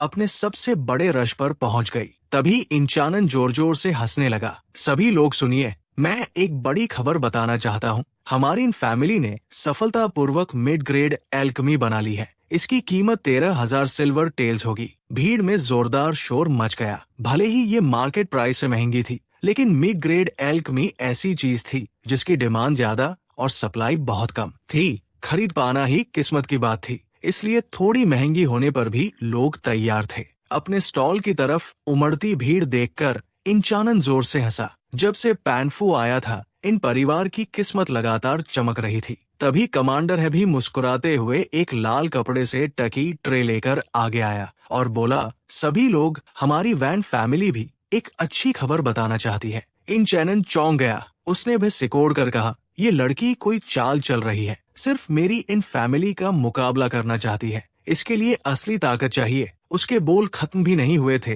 कि कमांडर हैंग के होंठ हल्के से ऊपर उठे और उसने सीधे कहा, आज से वॉन फैमिली सीमित मात्रा में हाई ग्रेड रिफाइनिंग एसेंस उपलब्ध कराएगी। फिर उसने लाल कपड़ा हटाया और हाई ग्रेड रिफाइनिंग एसेंस की बोतल सबके सामने आ गई। पूरा माहौल धमाके की तरह फट पड़ा। इंचानन समझ ही नहीं पाया कि वॉन परिवार ने एक रात में हाई ग्रेड रिफाइनिंग एसेंस कहां से ला दी। वो सच में डर गया। जब उसने देखा कि उसके स्टॉल के सामने खड़े सारे ग्राहक दूसरी तरफ भाग रहे हैं तो वो जल्दी से चिल्लाया, इतना एक्साइटेड मत होइए। हाई ग्रेड रिफाइनिंग एसेंस की कीमत कम से कम 500 सिल्वर टेल्स होती है। क्या आप लोग अफोर्ड कर सकते हैं? ये सुनकर कई लोग रुक गए और शर्मिंदा चेहरे बनाने लगे। सच में इतनी कीमती चीज आम लोग खरीद ही नहीं सकते थे। बेहतर है लोग ग्रेड और मिड ग्रेड एसेंस ही खरीदी जाए। लेकिन कमांडर वॉन के होंठ फिर से मुस्कुराहट में उठे और उसने कहा, पुराने और नए ग्राहकों का धन्यवाद करने के लिए वॉन फैमिली घोषणा करती है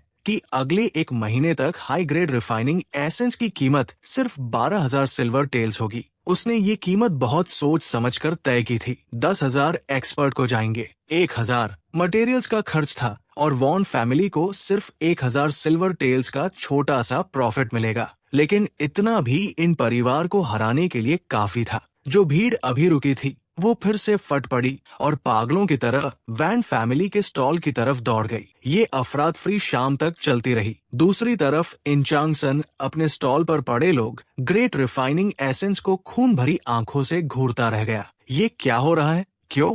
आखिर क्यों? इंचैन समझ ही नहीं पा रहा था कि वैन परिवार के पास इतनी सस्ती हाई ग्रेड रिफाइनिंग एसेंस अचानक कहां से आ गई। ऐसा लग रहा था जैसे ये सब जानबूझकर इन परिवार को निशाना बनाने के लिए किया गया हो। उसने दांत पीसते हुए धीमी आवाज में कहा, कमांडर वान, चाहे तुम किसी के सहारे खड़े हो, अगर तुम हमारी इन फैमिली को गिराना चाहते हो तो अभी बहुत छोटे हो। मुझे भी उसके पीछे खड़े टाउ प्रोटेक्टर को बुलाना पड़ेगा ताकि वो हमारी इन फैमिली की मदद करें। दूसरी तरफ वान परिवार के अस्थायी तंबू में मैं आराम से चाय की चुस्की लेकर गलातर कर रहा था। सिर्फ एक दिन में मैंने कुल 50 बोतल हाई ग्रेड रिफाइनिंग एसेंस और 10 बोतल एक्सीलेंट ग्रेड रिफाइनिंग एसेंस बना ली थी। एक्सीलेंट ग्रेड एसेंस मैंने खुद के लिए रख ली और हाई ग्रेड एसेंस वॉन परिवार को 5 लाख सिल्वर टेल्स में बेच दी। तभी कमांडर हैंग लड़खड़ाते हुए बैंक नोट्स हाथ में लिए अंदर आया। उसके शरीर से हल्की खुशबू आ रही थी।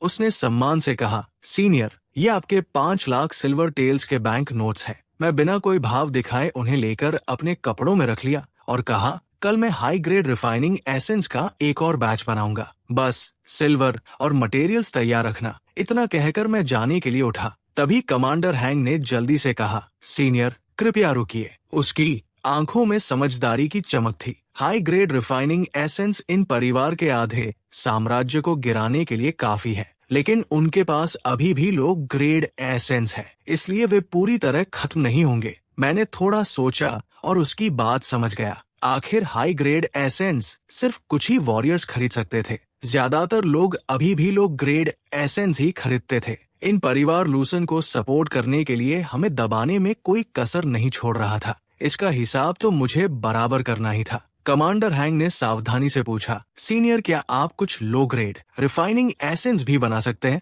मैं कुछ देर चुप रहा। ऐसा नहीं था कि मैं लो ग्रेड एसेंस नहीं बना सकता था, लेकिन उसकी डिमांड बहुत ज्यादा थी। अगर मैं दिन रात भी रिफाइन करता तब भी मार्केट की डिमांड पूरी नहीं होती। मेरी सबसे बड़ी प्रायोरिटी कल्टीवेशन थी। सिर्फ इन परिवार से निपटने के लिए इतना समय बर्बाद करना सही नहीं था। तभी कमांडर हैंग ने पूछा, सीनियर, अगर कुछ रिफाइनिंग अप्रेंटिसेस तैयार किए जाए तो कैसा रहेगा? मैं अचानक सोच में पड़ गया। माफ करना, मैं यही सोच रहा था कि क्या कुछ रिफाइनिंग अप्रेंटिसेस तैयार किए जाए जो सिर्फ लो ग्रेड एसेंस बनाएं। लेकिन ये काम बहुत मुश्किल है। सही लोगों का चुनाव भी बड़ी समस्या है। जब समय मिलेगा तब इस बारे में विस्तार से बात करेंगे। मैंने आसमान की तरफ देखा, फिर उठकर वहां से निकल गया। कमांडर हैंग अंदर से बहुत उत्साहित था। आखिर इंचानन सिर्फ अपने फैमिली ट्रेजर्स की मदद से रिफाइनिंग अप्रेंटिस के स्तर तक पहुंचा था। अगर वान परिवार के पास खुद के रिफाइनिंग अप्रेंटिसेस हो जाएं,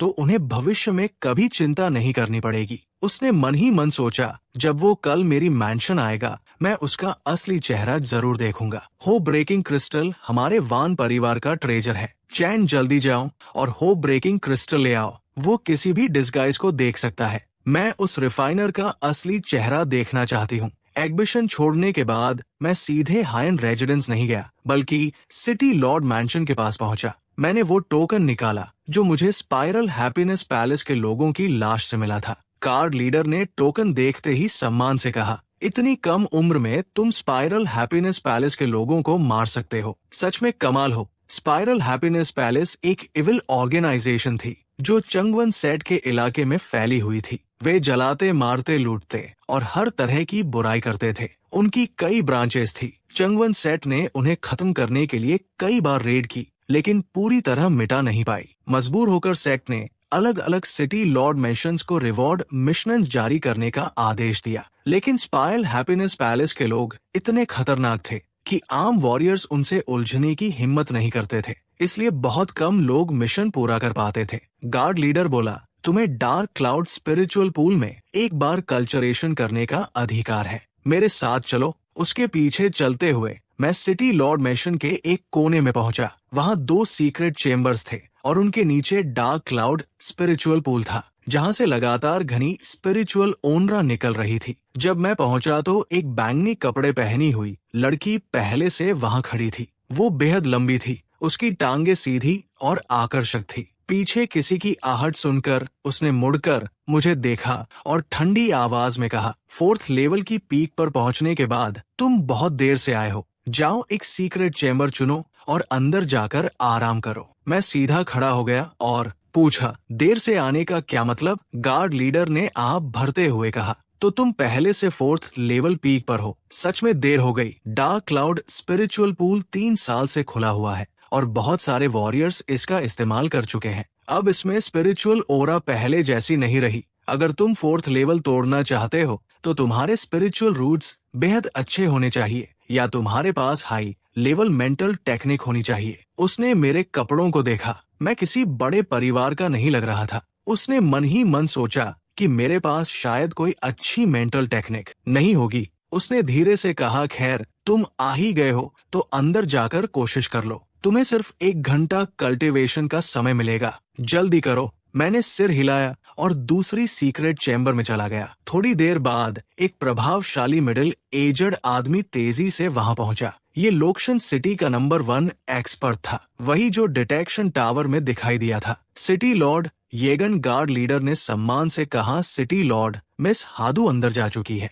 वो अभी कल्टीवेशन कर रही है। येगन ने राहत की सांस ली। वो चंगवान से मास्टर की बेटी है। हम उसके साथ लापरवाही नहीं कर सकते। यही इंतजार करो। जैसे ही मिस हार्डू अपनी कल्टीवेशन से बाहर आए, मुझे तुरंत खबर देना। तभी ये की नजर दूसरी सीक्रेट चैम्बर पर पड़ी। उसने भी सिकोड़ कर पूछा, अंदर कौन है? गार्ड लीडर ने जवाब दिया, ये एक अनजान युवा है जिसने ब्लड बेली पैलेस के लोगों को मारा है। ये सुनकर यजीफेन नाराज होकर बोला, तुम उसे मिस हार्डू की कल्चरेशन खत्म होने तक बाहर इंतजार नहीं करवा सकते थे? गार्ड लीडर हिचकिचाते हुए बोला, तो क्या मैं उसे अभी बाहर बुला दूं? इजीफे ने पास पास बनी दोनों सीक्रेट चेम्बर्स को देखा, फिर थोड़ा सोचकर बोला, छोड़ो, एक अनजान लड़का है, उसकी कल्टीवेशन भी ज्यादा नहीं है। वो मिस हार्डू की कल्टीवेशन पर कोई असर नहीं डालेगा। दूसरी तरफ सीक्रेट चैम्बर के अंदर मैं पूरी तरह कल्टीवेशन में डूब चुका था। मेरी पारदर्शी स्पिरिचुअल रूट्स किसी विशाल पेड़ की जड़ों की तरह, पागलों की तरह आसपास की स्पिरिचुअल ओरा को निगल रही थी। उसी समय मेरी high level technique clear wind true sutra भी चल रही थी, जो स्पिरिचुअल रूट्स की अब्सॉर्प्शन स्पीड और बढ़ा रही थी। दोनों मिलकर एक साथ ओरा को खींच रहे थे। बगल वाले कमरे में बैंगनी कपड़े पहनी हुई लड़की अचानक मेडिटेशन से जाग गई। उसने ओरा के फ्लो को महसूस किया और उसके ठंडे चेहरे पर शक उभरा। ये क्या हो रहा है? मैं अपनी सेक्ट की हाईएस्ट मेंटल टेक्निक कल्टीवेट करती हूँ और मेरी स्पिरिचुअल रूट्स भी रेयर क्वालिटी की है। ऐसी हालत में ओरा मेरी तरफ आना चाहिए था। उसने फिर से अपनी टेक्निक चलाई और ओरा वापस खींचने की कोशिश की, लेकिन उसकी चेम्बर की ओरा वापस आने के बजाय और तेजी से मेरी तरफ बहने लगी। उसके चेहरे पर घबराहट आ गई। क्या दूसरी तरफ वाले की स्पिरिचुअल रूट्स मुझसे कहीं ज्यादा मजबूत है? आखिर उसने कल्टीवेशन रोक दी, क्योंकि वैसे भी यहाँ की ओरा अब उसके लिए ज्यादा काम की नहीं थी।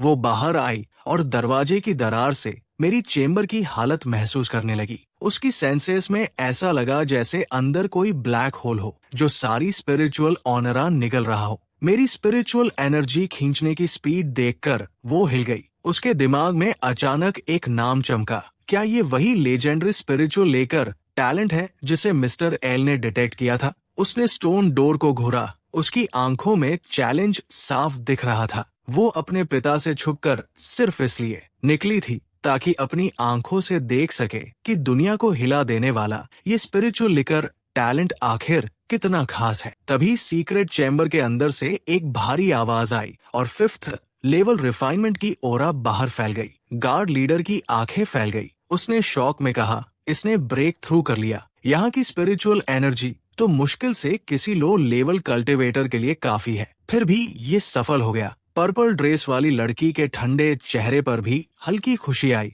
और उसने मुट्ठियां खींच ली। जैसा सोचा था, ये सच में आम लोगों से अलग है। अगर कोई सामान्य कल्टिवेटर 4th लेवल पीक पर होता तो इतनी कम स्पिरिचुअल एनर्जी में ब्रेक थ्रू करना नामुमकिन था, लेकिन मेरी टैलेंट और टेक्निक्स के साथ मैं भी मुश्किल से ये कर सकती हूँ। लगता है स्पिरिचुअल लेकर टैलेंट मुझसे बहुत ज्यादा मजबूत नहीं है। लेकिन एक कप चाय जितना समय बीतते ही सीक्रेट चैम्बर से फिर आवाज आई। 6 लेवल रिफाइनमेंट की शक्तिशाली लहर बाहर निकली और जमीन की धूल उड़ गई। अब उस लड़की के चेहरे की मुस्कान गायब हो गई। एक कप चाय के समय में 5th से 6th लेवल। मैं अपनी पूरी ताकत लगाकर भी ऐसा नहीं कर सकती। उसके होठों पर कड़वाहट आ गई। क्या स्पिरिचुअल लेकर टैलेंट और मेरे टैलेंट के बीच इतना बड़ा फर्क है? फिर भी उसके दिल में आखिरी उम्मीद बची थी। उसने खुद को समझाया कि 6th लेवल से 7th लेवल एक गहरी खाई जैसा अंतर होता है। उसे खुद वहां पहुंचने में पूरे 10 दिन लगे थे।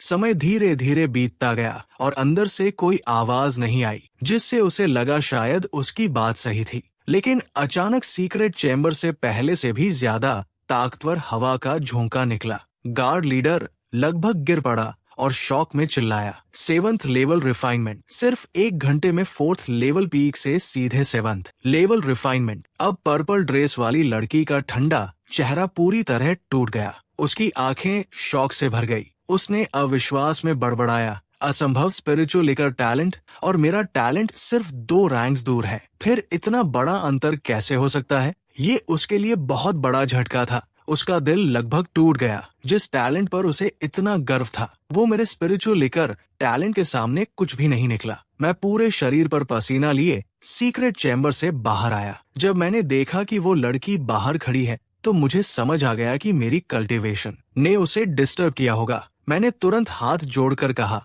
मिस, माफ कीजिए, मैंने आपको परेशान किया। लड़की ने मुझे जटिल भावों से देखा, अपने दांत भी, और कहा, मेरा नाम लीनन है। इसे याद रखना, जब तुम मेरे लेवल तक पहुंच जाओगे, मैं तुमसे एक निर्णायक लड़ाई चाहती हूँ। इतना कहकर उसने अपनी कमर से लटक रहा एक पर्पल टोकन निकाला और मेरी तरफ फेंक दिया। इसे रख लो, अगर कभी तुम्हारी जान खतरे में हो तो इसे निकाल लेना, लेकिन बेहतर होगा कि तुम मरना मत। इतना कहकर वो मुड़ी और चली गई, मुझे वही पूरी तरह कंफ्यूज छोड़कर। मैंने सिर खुजलाया, मैंने इसे कब नाराज कर दिया? अचानक मुझसे डिसाइसिव बैटल क्यों चाहती है? और टोकन भी दे गई। मैं उलझन में बाहर निकल गया। दूसरी तरफ लीन लक्सन सिटी छोड़कर एक सफेद कण पर उड़ रही थी। कुछ ही देर बाद उसके ऊपर अचानक काले बादल छा गए। उसने ऊपर देखा तो एक विशाल नीला ईगल उड़ रहा था, जिसके ऊपर सफेद रोब पहने एक मिडिल एज्ड आदमी हाथ पीछे बांधे खड़ा था।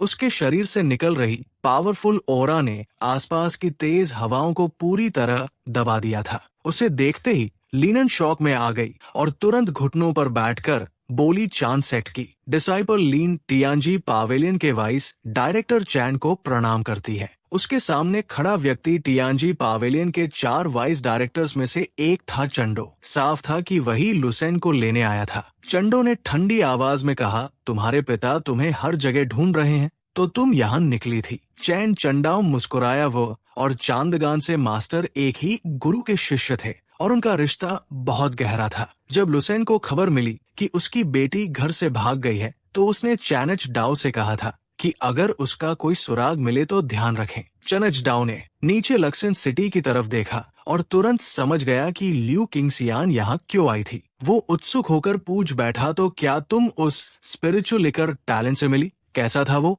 ये सवाल सुनते ही ल्यू किंगसियन की आंखें हल्की लाल हो गई। उसने बेहद दुखी स्वर में कहा, वो बहुत ज्यादा अनफेयर है।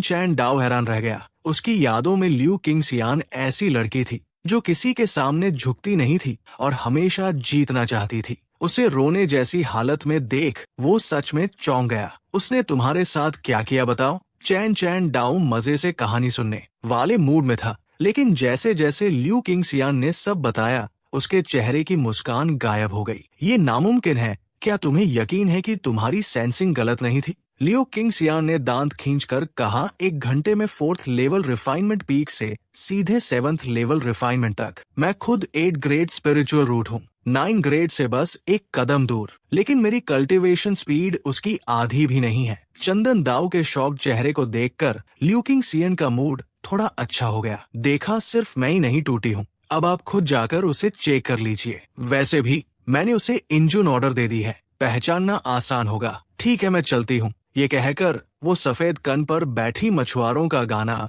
गुनगुनाते हुए उड़ गई और चैनचे डाव को वही शौक छोड़ गई। उसने मन ही मन सोचा, क्या 9 ग्रेड और 8 ग्रेड के बीच का फर्क सच में इतना बड़ा हो सकता है? मुझे खुद देखना होगा। जब मैं हाई मैंशन वापस लौटा तो देखा कि सर्वेंट्स फूलों के गमले सजा रहे थे, मेज कुर्सियां साफ कर रहे थे, यहाँ तक कि जिन जेनियन जो परिवार का पेट्रियार्क था खुद काम कर रहा था और जियान रुसु भी उसकी मदद कर रही थी। मैंने हैरानी से पूछा, क्या हो रहा है? मुझे देखते ही हियान जेयान ने नाराज होकर कहा, वहाँ खड़े क्या हो, जल्दी आकर मदद करो। जियान रुसुए ने मुझे एक कपड़ा पकड़ा दिया। सिटी लॉर्ड ने अभी खबर भेजी है कि तियानजी पैवेलियन के बड़े लोग आ रहे हैं। तभी जियान लसन हाथ पीछे बांधे हुए घमंडी अंदाज में बाहर आया। फान चेन वहाँ क्या खड़ा है? जल्दी मेरे लिए काम कर। अगर मेरे काम खराब किए तो तुम्हारे 10 सिर भी कम पड़ेंगे। मैंने दिया हुआ कपड़ा जमीन पर फेंक दिया और अपनी कलम उठाकर लिखा, तुम्हारे काम से मेरा क्या लेना देना? टजी पवेलियन के लोग तुम्हें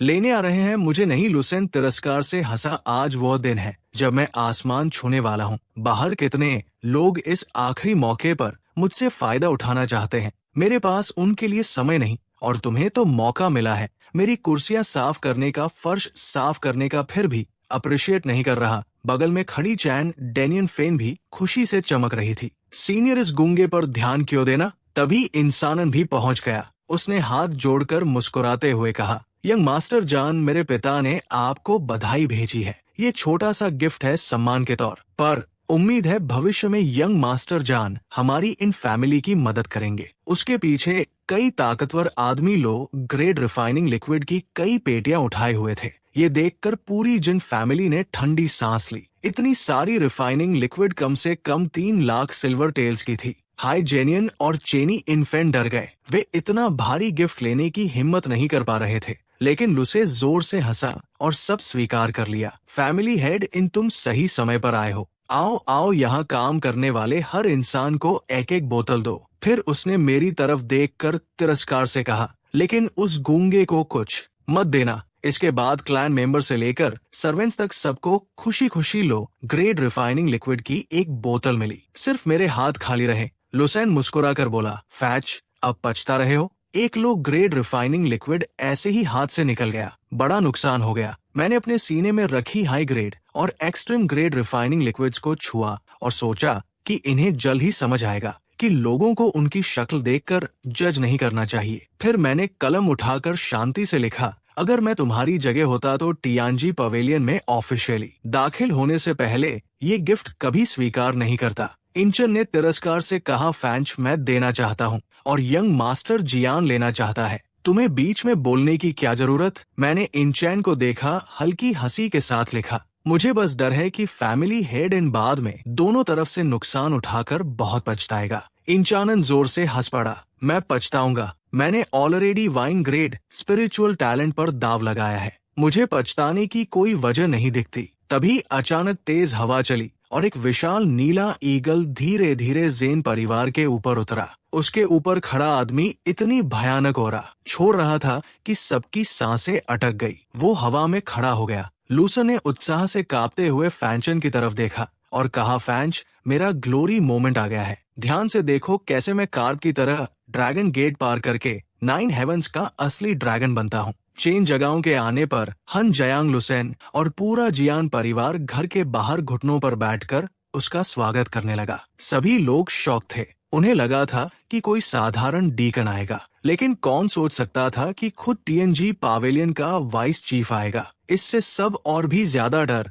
और सम्मान से भर गए। ये साफ था कि TNG pavilion nine grade spiritual talent को उम्मीद से कहीं ज्यादा महत्व देता है। चनेदाओं ने बेसब्री से पूछा, तुम लोगों में वाइन ग्रेड स्पिरिचुअल टैलेंट कौन है? 1 घंटे में लगातार 3 लेवल्स तोड़ने वाली बात उसके दिमाग में घूम रही थी। सबकी नजरें तुरंत लुसन पर टिक गई। लुसन गर्व से मुस्कुराया, आगे बढ़ा और सम्मान से झुक गया। ये युवा Lucerne vice pavilion master chain को प्रणाम करता है। ये सुनते ही चेन सिनेदाओ तुरंत आगे बढ़ा और उसे खुद उठाया। वो बार बार सिर हिलाकर उसकी तारीफ करने लगा। बुरा नहीं, बिल्कुल बुरा नहीं, सच में एक प्रॉमिसिंग युवा हो। लूसन खुश होकर अंदर ही अंदर फूल गया। उसने कभी नहीं सोचा था कि वाइस पवेलियन मास्टर चेन उसके साथ इतना अच्छा व्यवहार करेगा, जिससे वो थोड़ा नर्वस भी हो गया। चेन सेनेदाओ मुस्कुराया और लुसेन का हाथ पकड़कर बोला, नर्वस मत हो। अगर ध्यान से सोचो तो हम लगभग एक ही इलाके के हैं। 30 साल पहले मेरा जन्म पास के बिल सिटी में हुआ था। जब मेरा 8th grade spiritual talent detect हुआ था, तब मैंने भी टीआईएनजी पवेलियन को हिला दिया था। और अब 30 साल बाद तुम्हारा 9th ग्रेड स्पिरिचुअल टैलेंट फिर से टीआईएनजी पवेलियन को शॉक दे रहा है। ये हमारी किस्मत है। ये सुनते ही सबको समझ आ गया कि चेन सिनेदाओ वही लेजेंडरी जीनियस था, जिसका कभी 8 grade black spiritual talent detect हुआ था। और अब उसका खुद आगे बढ़कर लुसन से दोस्ती करना सबके लिए साफ संकेत था कि लुसन जब टंजी पवेलियन जाएगा तो उसे चन चनेदाओ की खास प्रोटेक्शन मिलेगी। इसका मतलब लुसन का फ्यूचर लगभग लिमिटलेस था। इंचन ने उत्साह में मुट्ठियां भी ली और खुद से बड़बड़ाया, मैंने कहा था ना, इंचानन कभी गलत फैसला नहीं करता। लसन जैसे टैलेंट पर दाव लगाना मेरी जिंदगी का सबसे सही फैसला है। चेन सेनेडाओ और लसन काफी देर तक बातें करते रहे। जब दोनों थोड़ा फेमिलियर हो गए, तब चनेदाओ ने घुटनों पर बैठे जेन क्लैन की तरफ देखा और अधीरता से कहा, सब लोग उठ जाओ। कनन सबसे पहले उठा और सम्मान से बोला, वाइस पवेलियन मास्टर चेन, कृपया अंदर आइए। इसके बाद सब लोग मेन हॉल में गए। चेन जेनेदाओ अकेले मुख्य सीट पर बैठा, जबकि बाकी लोग दोनों तरफ खड़े रहे और जोर से सांस लेने तक की हिम्मत नहीं कर रहे थे। चेन सेनेडाओ ने हल्की हंसी के साथ कहा, ल्यूसन, रास्ते में मैं तुम्हारे 9 ग्रेड स्पिरिचुअल टैलेंट की ताकत के बारे में सुन चुका हूँ। यहाँ तक कि चवन सेट की ठंडी स्वभाव वाली यंग मिस भी तुम्हारी वजह से रो पड़ी। लुसेन पूरी तरह कंफ्यूज्ड हो गया। चवन सेट की यंग मिस वो कौन है? चेन चनेदाओ ने आगे कहा, क्या तुम यहाँ अपने स्पिरिचुअल टैलेंट को चला कर दिखा सकते हो? 1 घंटे में लगातार 3 लेवल तोड़ना, ऐसी स्पिरिचुअल एनर्जी अब्सॉर्प्शन स्पीड तो मानो कोई विशाल वेल पूरे समुद्र का पानी निगल रही हो। लुसेन ने सिर हिलाया और हॉल के बीचों बीच चला गया। उसे लगा कि टियानजी पवेलियन के लोग उससे उसकी एबिलिटीज दिखाने के लिए जरूर कहेंगे, लेकिन उसे महसूस हुआ कि सिर्फ स्पिरिचुअल टैलेंट चलाना उसकी 9th ग्रेड टैलेंट की असली ग्रेटनेस साबित नहीं करेगा। तभी उसके दिमाग में एक और आइडिया आया। उसने सम्मान से कहा, वाइस पवेलियन मास्टर चेन, क्या इसे एक स्पारिंग मैच में बदला जा सकता है? चनेदाओ ने दिलचस्पी से पूछा, तुम किसके साथ स्पार करना चाहते हो? लुसन ने मन ही मन ठंडी हंसी हंसी फिर अपना हाथ उठाकर सीधे फैन चेन की तरफ इशारा किया। उसकी आंखों में तिरस्कार भरा हुआ था। क्या तुम हिम्मत करोगे मेरे साथ फिर से मुकाबला करने की?